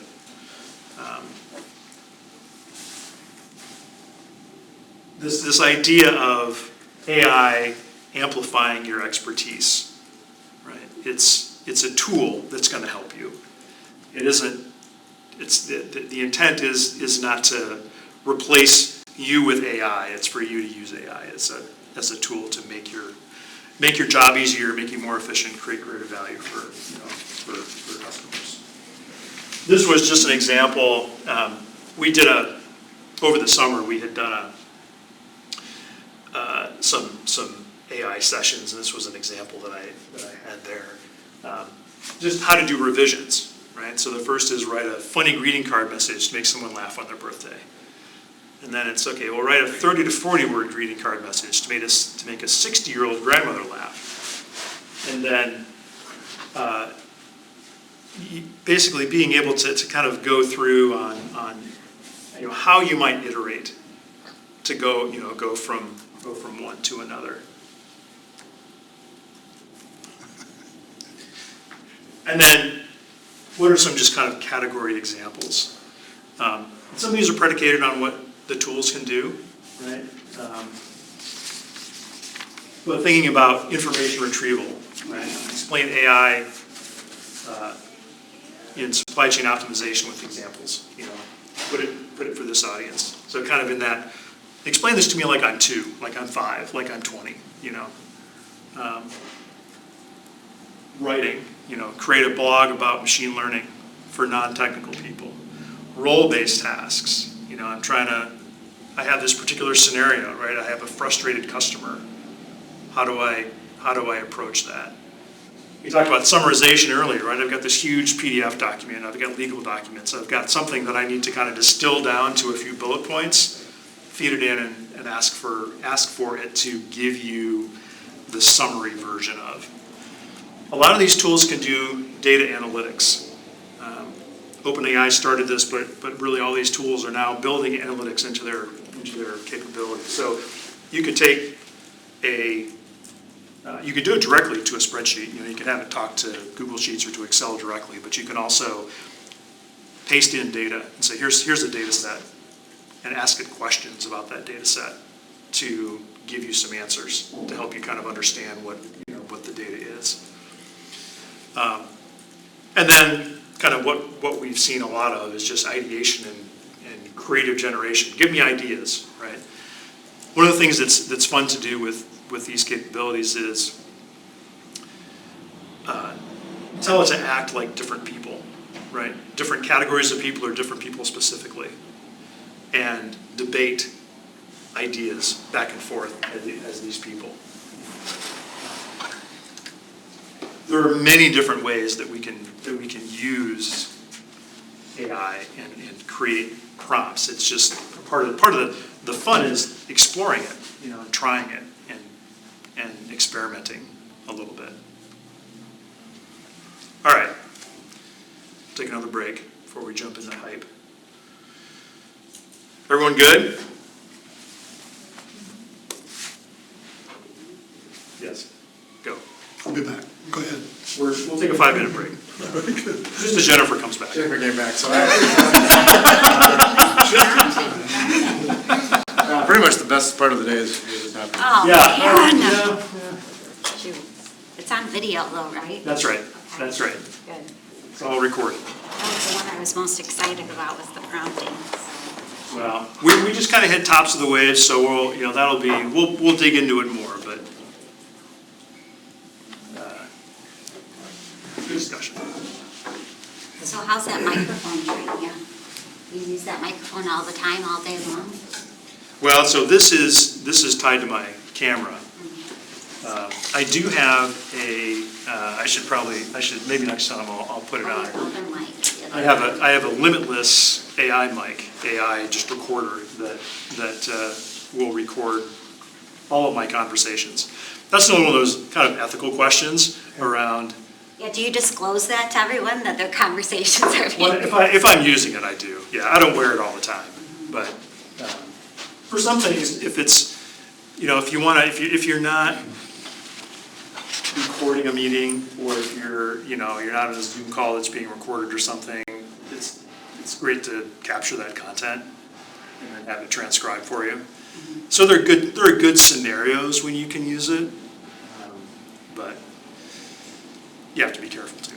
I knew an Anglican priest about 25 years ago at least, who kept a little digital recorder, I think it was a cassette actually, in the inside of his robe, and when someone would say something leaving the church, like their brother was in the hospital with surgery, as soon as they walked away, he'd make a note to himself Oh, smart.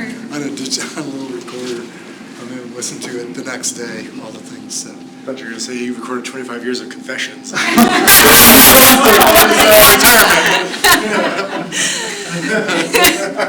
all in the hard drive. Yeah, that's right. That's right. It's interesting, like with the Ray-Ban glasses too. Like I was talking to a friend the other day, and I was like, is he recording this right now, or like how is he utilizing that as a? Yeah. What's interesting is that I'll go dig my thing in a second, but basically it's it's this little quarter-shaped thing, and that I can just turn on. So I can turn this on and just pin it to my shirt. It'll record. The fun thing is that when you activate it, you pair it with your phone. The phone actually walks you through how to have a conversation with someone about what this is and the fact that you might be recording them. So it just gives you some talking points around, okay, I have this thing, and it allows me to engage with you without having to take notes, right? Is that, that kind of thing. Which I thought was clever, a good way to make sure people have an idea of how to position the fact that I'm recording our conversation, and this is the reason that I'm doing that, Well, I shared with you, our veterinarian uses it, and she did the same thing. She was like, hey, I'm using AI, I'm testing a new technology to take notes so I can make sure I have good follow-up and I'm not missing anything. She's like, okay, I'm like, sure. But yeah, if you think about physicians, doctors who go. I was gonna say, my doctor does, yeah, she Yeah. records everything. Yeah. But it's no different than having a scribe in there, doing it at the same time as well. I used to use Limitless, I gave up. I moved to, You gave up? well, I didn't give up. I moved to Granola. Oh, okay. Granola's just for those in-person conversations that aren't like on a virtual meeting. And then I send it out to customers, and you can chat with the transcript Yeah. immediately, so it's just a quick link, no login. It's like, well, what did I promise to do? It's like, here's what you promised to do. So it's less intrusive, I think, maybe is why I gave up on Limitless. But I've tried I have Applaud as well. Oh, you do? Which is like the little credit card sized one. Yeah. Essentially, it's the same, the same kind of thing. One of the differences is there's like a little holder you can attach it to your phone, so it can record your phone conversations in addition to your, just speaking in a meeting or Yeah. listening like that. Granola just added the phone one. How did that- Yeah. I've tried it. Yeah, What's it gonna look like? That's the- just an app. No, that's Just a fun. So if you just close that, you're like recording it right now? Yeah, anytime I use it, I normally let everybody know, ask them if it's okay. It's a weird ethical thing, because Michigan's like Michigan's a one-sided, right? one-party consent state, so it's like, I think a couple of years. Zoom group that meets periodically every couple of weeks, a bunch of retired economic development groups. And they've asked not to have it recorded. And because they don't want to have this show up somewhere down the road. So that's the misconception component that I've got to talk through customers with, which is like, it's not recording, it's just transcribing. So there's no audio file existing out there somewhere, right? It's like real-time transcription. It's like, oh, okay, it's just, Is that the same for Limitless too then? Or is Limitless actually recording? I don't know. Well, it's recording to the device, and then you sync it with your phone, and then the app on the phone, it's basically a cloud service. So the cloud service is doing the transcription and dumping the output back to you. I never had the Limitless device, I just had the Limitless app. Oh, So you okay. do it both ways, yeah. Yeah, and the plot is basically the same thing as well. But it's not like you were using the Zoom recording feature for your call then. Granola will tie into your Zoom, everything on your computer, so if you've got the computer app, it ties into your calendar, so it'll kind of pop up. That way, everything you need, like Teams, Zoom, whatever, all of them are in One spot. one spot. That's kind of the benefit. I think, it's funny being on meetings and, all these AI bots are like want to come into the meeting. It's like, Otter and Fathom and, Lead AI and all this stuff. So it's like, okay, I'm letting all these bots, there's more bots than people, right? Because then it's like, my bot can take care of this meeting and then I'll read the transcript later. Fascinating, what a nice facility you've created here. That is terrific. Well done. Thanks for helping activate it.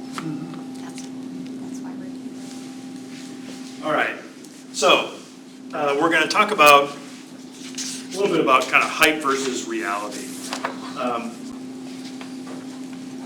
You may have other myths.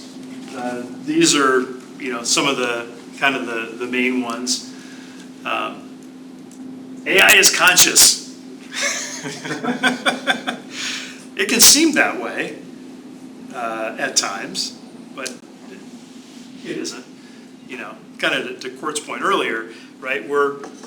We've got this limited amount of data, right? Not really limited, but it's we put a box around it, and it's working against whatever's in the box. Some boxes are big and some boxes are small, but it's using the data that's in the box. What does that mean for the future? Well, what we're seeing is the box keeps getting bigger because everyone's trying to put more and more data into the box. Part of the challenge is now the data they're putting in the box is AI generated data. So now you're getting this regurgitated look at data that maybe isn't what it was originally. We're also getting, and this is where some of the privacy concerns come in, because people aren't necessarily aware of what happens with their data, they're putting proprietary IP into these search engines or into these LLMs. And those are being used to retrain the model. Right? So that information is going back in for part of the box being filled. As an aside, just make sure everyone's clear. If you're not paying for a language model, you're giving your data away.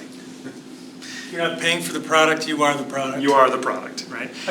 Even if you're paying for the product, you still have to be aware of how to opt out and tell it that you don't want to be the product. You want to keep your data private. Isn't there a button on ChatGPT 5 up in the upper right-hand corner where you can actually tell it not to save this to its model? Temporary one, yeah. Pardon? Yeah, it's called temporary chat. Yeah. Yeah, the settings in the back end, you've got to, if you don't have a paid account, you don't have the ability to opt out. But if you If you have have a a paid paid account, account, you can opt out. you have to, Claude used to by default opt you out. Now it's by default opted in. But I think that what took me about 6 months to figure out, Andy, was that it's like when you type something in Google, you know, that knowledge kind of exists real time somewhere with, and maybe not a good example, but with AI, what happens is, and you can expand on this further than I can, but the point is, the myth that I had previously is that if I send confidential information, it exists immediately out there in that model. It doesn't. What happens is they spend months and months, maybe a year, training a model, adjusting these weights, billions of weights. They adjust them to try to get alignment. Alignment means it's behaving the way they expect it to. They lock that model down and release it. When you're chatting with it, that information doesn't go real time and adaptively update the model. It could be used on the future model 18 months from now potentially, but it's not a live learning engine. That's the myth that people don't understand. You want to expand on that? Did I explain that correctly? Yeah, that's correct. And that's where we talked previously about the energy usage, right, to create these models. That's, you know,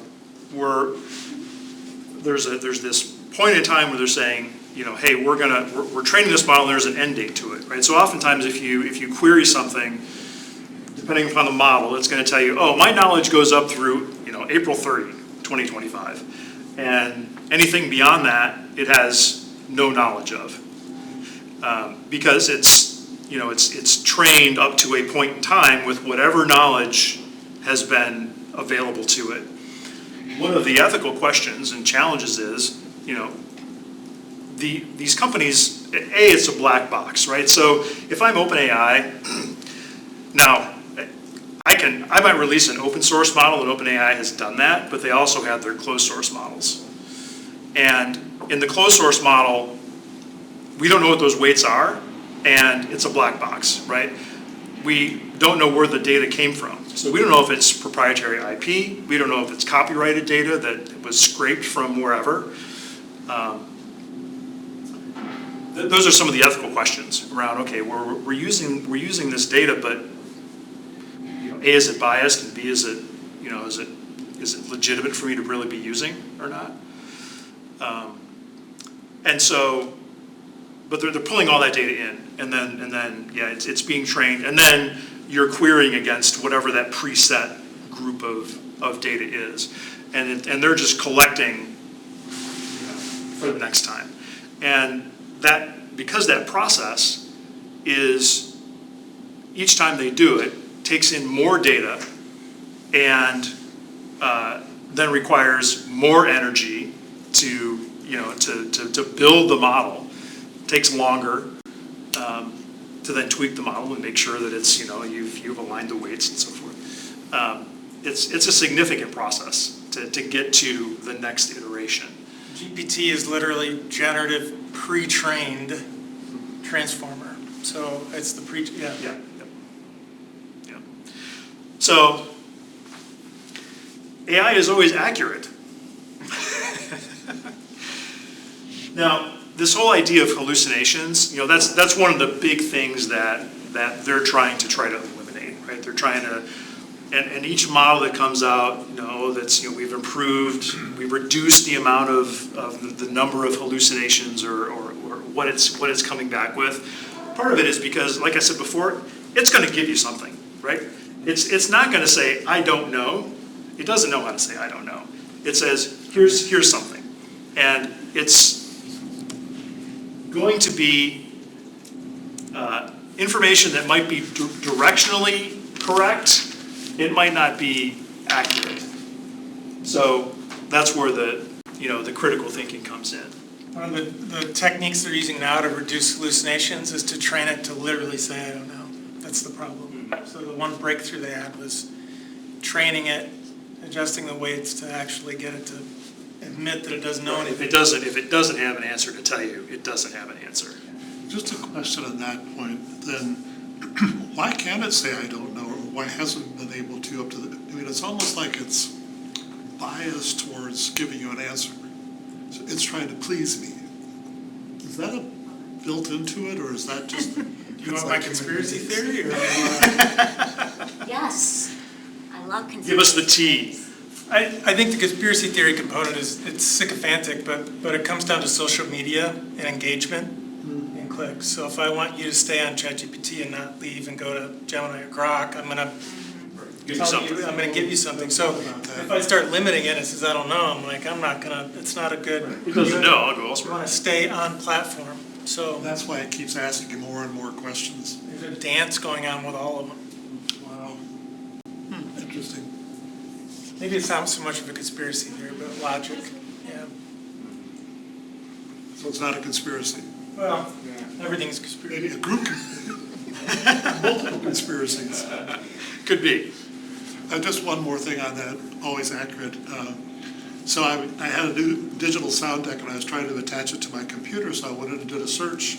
It said, how do I connect these two devices together? And so it gave me very specific instructions to do it. But the instructions turned out after a day and a half, the instructions were wrong. So I did the logical thing and got out the user manual. But the issue that the trap I fell into, and maybe this will help you sometime, but was my digital deck was outside of the box. So it was a newer model than the model that was in the box. Well, so it's telling me how to install the model that was in the box, which was different than the model that I had. And I had it send me a picture of it and all that, gave me all the instructions, but buyer beware. That's, yeah, I've had the same kind of experience. I'm trying to figure out how to do something with a particular product, and so I'll ask some AI engine to, give me some information about it. And, it claims that there's parts that, there should be a port here and it doesn't exist, or there should be, it's like, and it's very confident. I mean, it's, it's insisting that it's this way, and it's not. So the ability for it to be a little more humble, I think, is a good thing. And no matter how much you iterate, it never changes, by the way. Right. Talked about the job stuff quite a bit. AI solves any problem.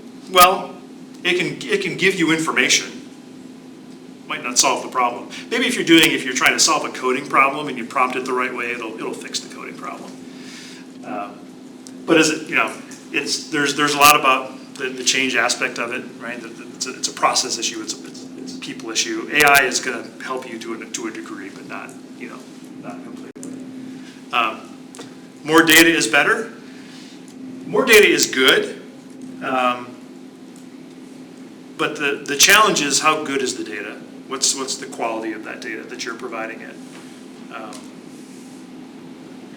Is it, as Ross and I were talking at the break, is it anecdotal, right? Are we just getting information that's kind of, well, we don't really know exactly where it's coming from or the accuracy of it, or is it, true raw numbers that are good, that are coming out of a source that we trust? We'll talk more about that in our... One more item on the data question. It's important to me to remind myself that data is historic, because it wouldn't be data if it wasn't. So it's really historic information that you're dealing with, not real time. And so it's not in the moment, it's actually, if I'm collecting it, it's already historic. Right. Yeah, the real time aspect. I mean, you can get real time data from things, and that might be a piece of it, but I think the vast majority of what you're dealing with from an analytics perspective is going to be something historical of, somewhere back in the past. So kind of in practice, AI can do some things really well. The pattern recognition piece, looking at massive data sets, those kinds of things, it can do well. The speed, that efficiency piece of being able to take a huge document and give me within seconds, right? I can get an accurate description and summary of what something is. It's 24/7. It'll just keep going. This whole idea of agents and having agents that are going to go and act on your behalf, we're seeing kind of the initial phases of that, the ability for AI to be, to go off and do things. It isn't ultimately what it will look like in the future, but we're starting down that road. That's, again, another one of those kind of questions around, well, I can have an AI just work 24/7. I don't have to pay a person to do that, right? One of the justifications of, well, we don't need people, we can leverage AI. The repetitive task piece, especially if you have process that is always the same, being able to just apply AI to that process to make it easy and not have to rely on someone doing that, it does that really well, as well as we talked about the information synthesis piece. But on the other side of it, you have the hallucinations like we talked about. That whole idea of providing context, right? You can't, because the context windows, even though they're quite large now with some of these models, in terms of what you can feed it, right? You can feed it entire books worth of knowledge as part of your prompt. But the context window is going to be limiting to some extent, depending upon how much you're doing. And so you're not going to be able to provide it everything that it needs to give you the best answer, the most accurate answer. Again, that's where the discernment kind of comes in. That real-time access, right? Again, we're limited. There's a time frame in which this data has been generated. So the real-time nature of trying to get something, real-time data, real-time output of up to date. Now, you have models like Grok as an example from X that is, they're trying to be more real-time, right? They're trying to do real-time model updates. And they have this data platform that they can continually feed in. I think that's, that window of time from generating a model, they want to be able to shrink that down more and more and more, so that I don't have these big windows of empty time. It's like, oh, I don't know data beyond this time, this date. That's part of what they're trying to reduce. And then the ethical pieces, right? We've talked about that. All that to say that on a day-to-day basis, right, AI's got some great things. Kind of goes back to what we saw earlier in that statistic. We know there are risks, right? We know there are challenges around ethics, hallucinations, job issues, whatever. But organizations are saying, understand that, but we believe the value exceeds the risk. We have to manage the risk, right? But how do we make sure we're managing that risk effectively to then be able to take advantage of what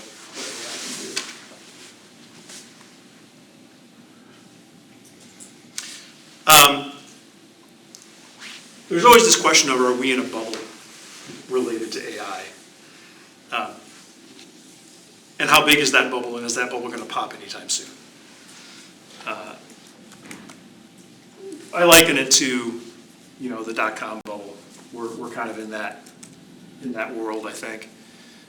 There's been a tremendous amount of investment in AI, in software, in hardware, in data centers.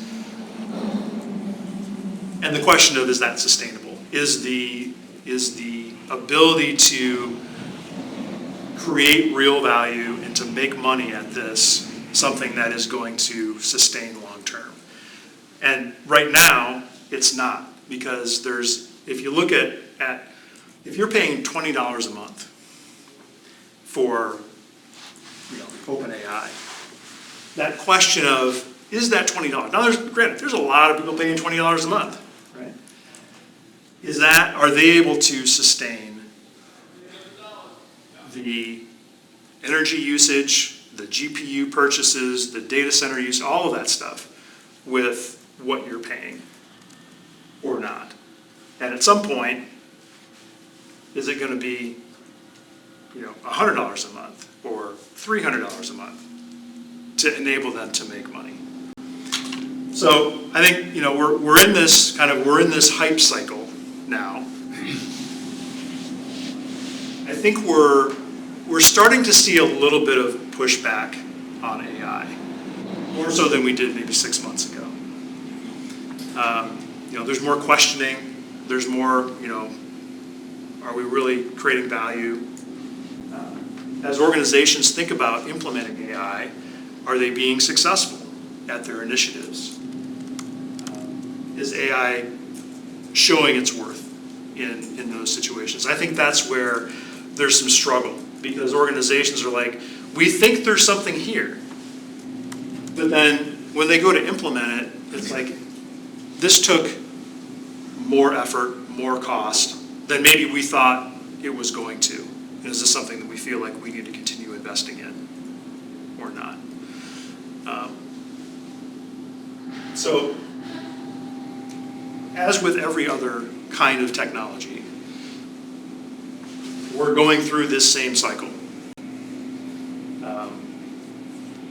And at some point, right, we'll get to the plateau, but we're kind of in the disillusionment phase right now, kind of starting that, I think. Does it mean there isn't any value? Well, no. I mean, there's value to AI. But we have to think about how to apply it most effectively, I think.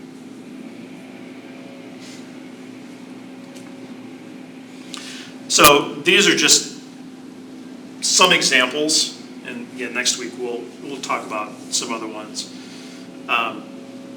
We kind of alluded to the fraud detection, right? That's a standard part of pretty much every bank now, right? They're using AI to manage the fraud detection piece.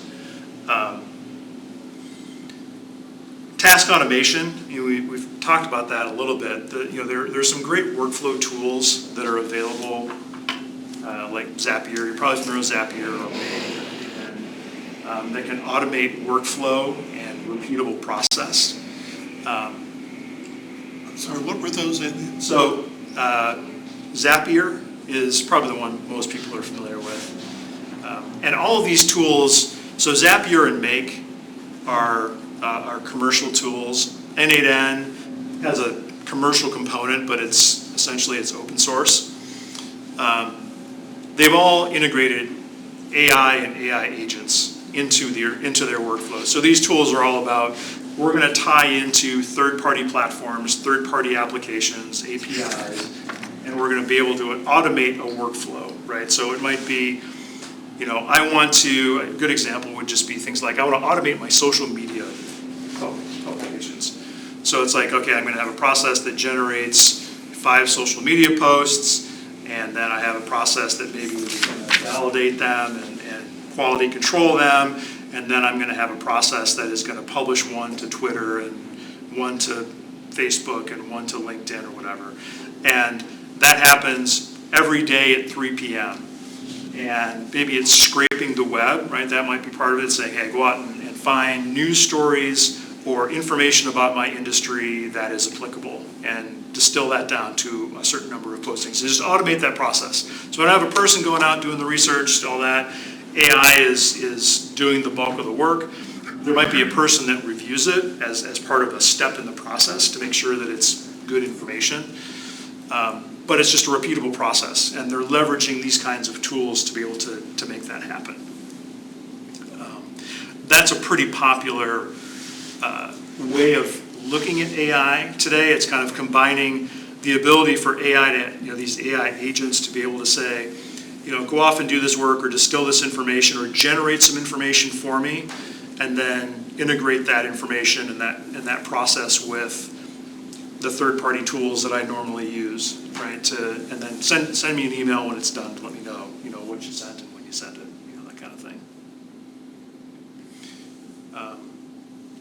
But part of the challenge is that's, the ability for those workflow tools to be effective is predicated on the integrations and the capabilities that it can tie in with the software and the system that you already use. All the office automation stuff is tied in, all the social media stuff is tied in, but there may be some specific tools that might be an ERP system, right? You want to integrate into an ERP system, well, it doesn't support that. Now, if the ERP system has an API and you understand how to use an API, then yeah, maybe you can do some things with those systems that aren't directly supported. But that's a big part of where we're seeing AI be implemented, at least in today's world, is kind of work with these workflows. We have a customer that is a staffing company, and we've used, so what Andy's talking about is the automation world. And AI has got all this hype, but there's this whole automation world that nobody talks about. And that's Zapier and Make.com and NAN. Not really an AI component to it. It can have AI, but that's like the practical application to make something actually agentic and do something. So the staffing company we have, it's a bunch of 100 contractors. They send in an email with an Excel spreadsheet with their hours and their expense report. And then Zapier goes through, pulls all that data out, summarizes it and links it to their accounting platform, and then compares it to the purchase order for the staff. So it used to be manually an accountant would go through it, it'd be like a week and a half latency on shoot their over hours. But it all does it instantly. So that's kind of a practical application of the automation component. And they had to connect APIs, but AI helped them kind of guide through that. What's happening now is there are platforms like Pipedream. Have you tried Pipedream yet? I've played with it a little bit, but not much. It's attempting to be more agentic. And I've used it, connect my Outlook to my CRM system. New email comes in, put it in the CRM.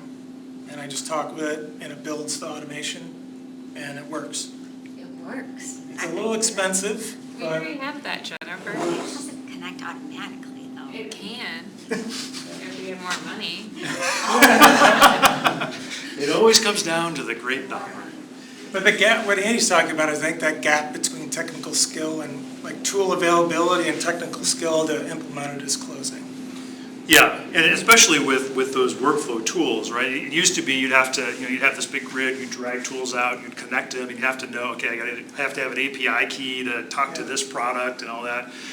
And now with kind of the natural language aspects, things like Pipedream and others, I mean, it's really just saying, I want a workflow that does this, and that it's parsing out and figuring out, well, okay, behind the scenes, I need to connect these pieces together, and you still need to have an API key, right? You still need to be able to provide that, but they walk you through that process, and they make it easier and easier. So I think ultimately, where we see today the predominance of the Zapiers and the Makes and the NANs, I think those will either have to evolve to have this more natural language front end on them to kind of be able to support that description and prompting interface to create a workflow and automation, or they're going to fall by the wayside, right? If they're not investing in that capability, because that's where people want it to go, right? Just to make it easier and easier. They don't want to have to think about, I gotta figure out how to use these different components and connect them in the right way. I just want to describe my business problem and have it create something for me. So I think we'll see that more. So is Pipedream a paid service, or is Yeah, it? it's like $29 a month or something for a certain amount of usage. See, I mean, all these things too is like, how do you know? Death if it by works an subscription. hour? And that's the whole thing, is like your subscription, but then you gotta pay for it, do you know? We need an AI reviewer. And then it's like also the per user, so do you have it for your whole team or do you have it for key aspects and like you It's don't the want roadmap. Andy will you talk don't want about the that. silos of information, and you don't want to do too much information because we can do all your emails into the CRM, but there's some that you don't want. Junk that don't. Yeah, matter. yeah. Right. I think that's the one of the big challenges I have is kind of this, just deep into AI. I have so many subscriptions.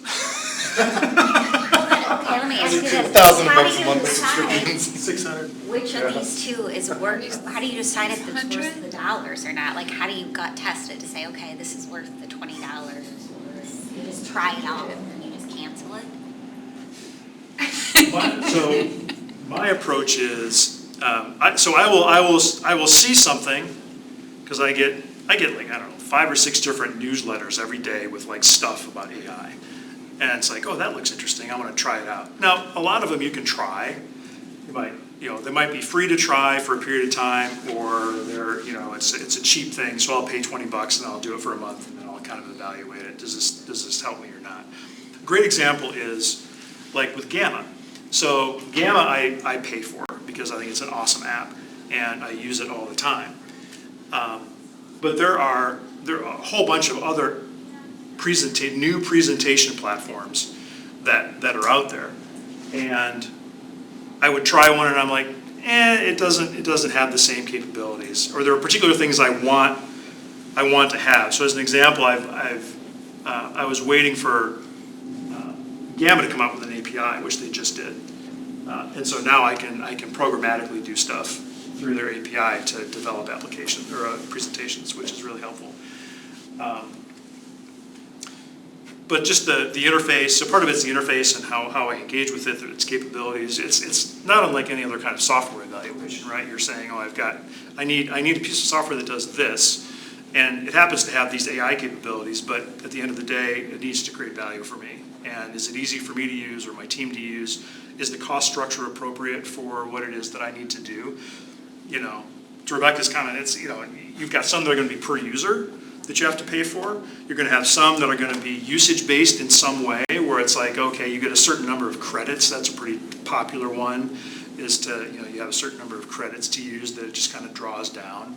I use one of the tools that I use programmatically is a service called Open Router. And Open Router gives me access to essentially every LLM available programmatically. And so, but you basically, you prepay for it. So it's like, okay, I put $10 into this, and I can have it auto renew for me when I get down below a certain dollar amount. And every time it runs a query, and again, like I said before, different models cost different things. Every time it uses it, it just deducts from my $10, and it goes down. But it gives me access to every model out there. So if I want to try 5 different models for a particular project and figure out which one is going to give me the best results, I can easily just kind of, unplug one, plug in the next one. But that one is kind of a prepay usage model based on LLM usage. That's part of the challenge. Is there are a lot of different commercial models out there, and figuring out what makes the most sense. And some of it is personal preference too, right? I mean, I like Gamma, but that doesn't mean everyone has to like Gamma, because it creates value for me, and it creates value for what I'm trying to do. But the question of, well, is it, a great question are things like, well, is there an enterprise plan or a team plan that lets my whole organization take advantage of something? We'll talk more about some of the strategies there for that, but that's one of the big challenges I think with AI is there are so many options now.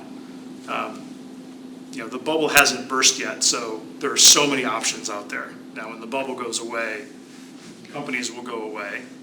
Now, if you've invested and you're using one of the tools of a company that goes away, that's another challenge. And so how do you deal with that? But, yeah. All right, we have 8 minutes left. And I have a lot more content, so we're not going to get through it. But this is good. Hopefully this has been valuable today for folks. That, again, please give me feedback.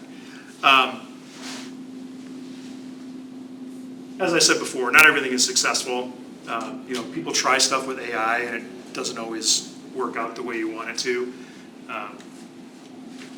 Klarna had this thing where basically they were trying to do customer service with AI, And AI, it just wasn't, it didn't give their customers a good experience, so they had to roll it back and go back to people, So part of that is that appetite organizationally for, willingness to try things.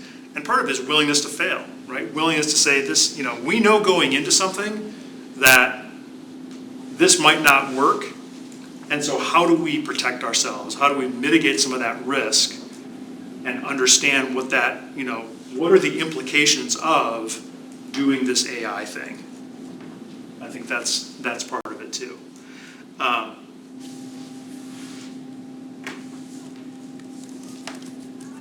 leave it there. Why projects fail? Part of it is, I talked about a little bit before, there's the whole bite off more than you can chew, right? We try to do too much. I think that's part of it. That inflated expectations, right? AI is the silver bullet and it can do everything. Well, we know that there are limitations to that. It's not gonna do that either. That whole solution seeking problems, right? I got a hammer.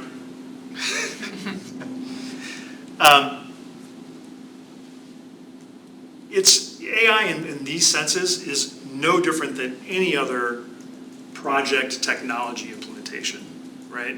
You have to have the right expectations, you have to have the right implementation and project planning, you have to be doing it for the right reasons and knowing that you're going to be creating value ultimately.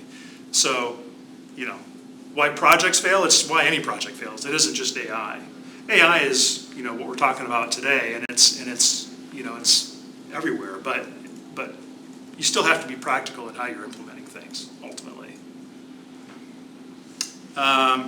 Skip that. So I'll talk just a little bit in our last few minutes here about AI readiness. So again, I will send you an invite to the readiness assessment. This is really all about identifying where your organizations are at related to the ability to implement AI. Some of that's related to change management, some of that's related to technology and technical capabilities.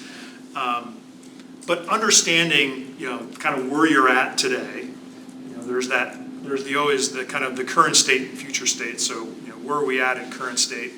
And then as we get into the roadmap process, what does that future state look like? So, we want to set good expectations about what's right, what works, what doesn't, prevent mistakes that are costly, all of that. So that's why it's important.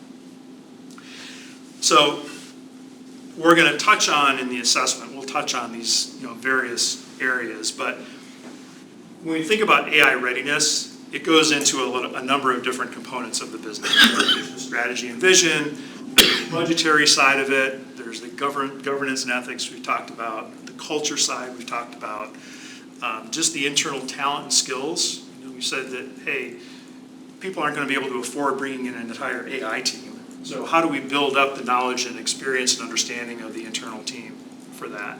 And who already is doing work with AI and has some experience? The data readiness piece of it, right? Do you have accessible data, available data to be able to do some level of analysis with as part of thinking about what AI is going to do for you? The technology and infrastructure, so systems, applications, what are you using today, and how do you kind of manage those systems? And then the use cases, which is what we're going to focus on next time. What is the right starting point for putting AI into your organization? And then finally, how do we measure it? Right? You have to be able to have some mechanism to validate what you're doing is working or not working ultimately. Okay, we'll leave it there for now. Thank you for your attention. Please do sign up for the Cohort resource. I'll send you the invite for the assessment. And if you have any thoughts, any feedback, any other questions, Feel free to use Teams for that, or shoot me an email directly. It's fine. And like I said, next week, we will talk about use cases. Thank you. Thank you. Thanks, man. Are we planning on this time frame 9 to noon? Is that- So, yes, so 9 to noon, Okay. each Wednesday. The difference is the last 2 sessions, which are the first 2 weeks in December, we will be on Thursday and not on Wednesday. Otherwise, it will be same time, same place. And you're also doing like individual, if you want to come to individual classes, so if you want to bring someone with you, right? Correct. Yep. So each of these classes, each of these sessions on different topics are, people can, there are others in the organization that want to come and sit in on a particular session. The sign up on the innovateai.academy site lets you kind of click on to different weeks. So feel free to, bring in people that might have particular value or find interest in a particular week. Thank you. All right. Thanks. Have a great week. See you next time. Try to say. Thanks. I'm going to the UP right now, so. Ooh, nice. Very fun. Although this one was interesting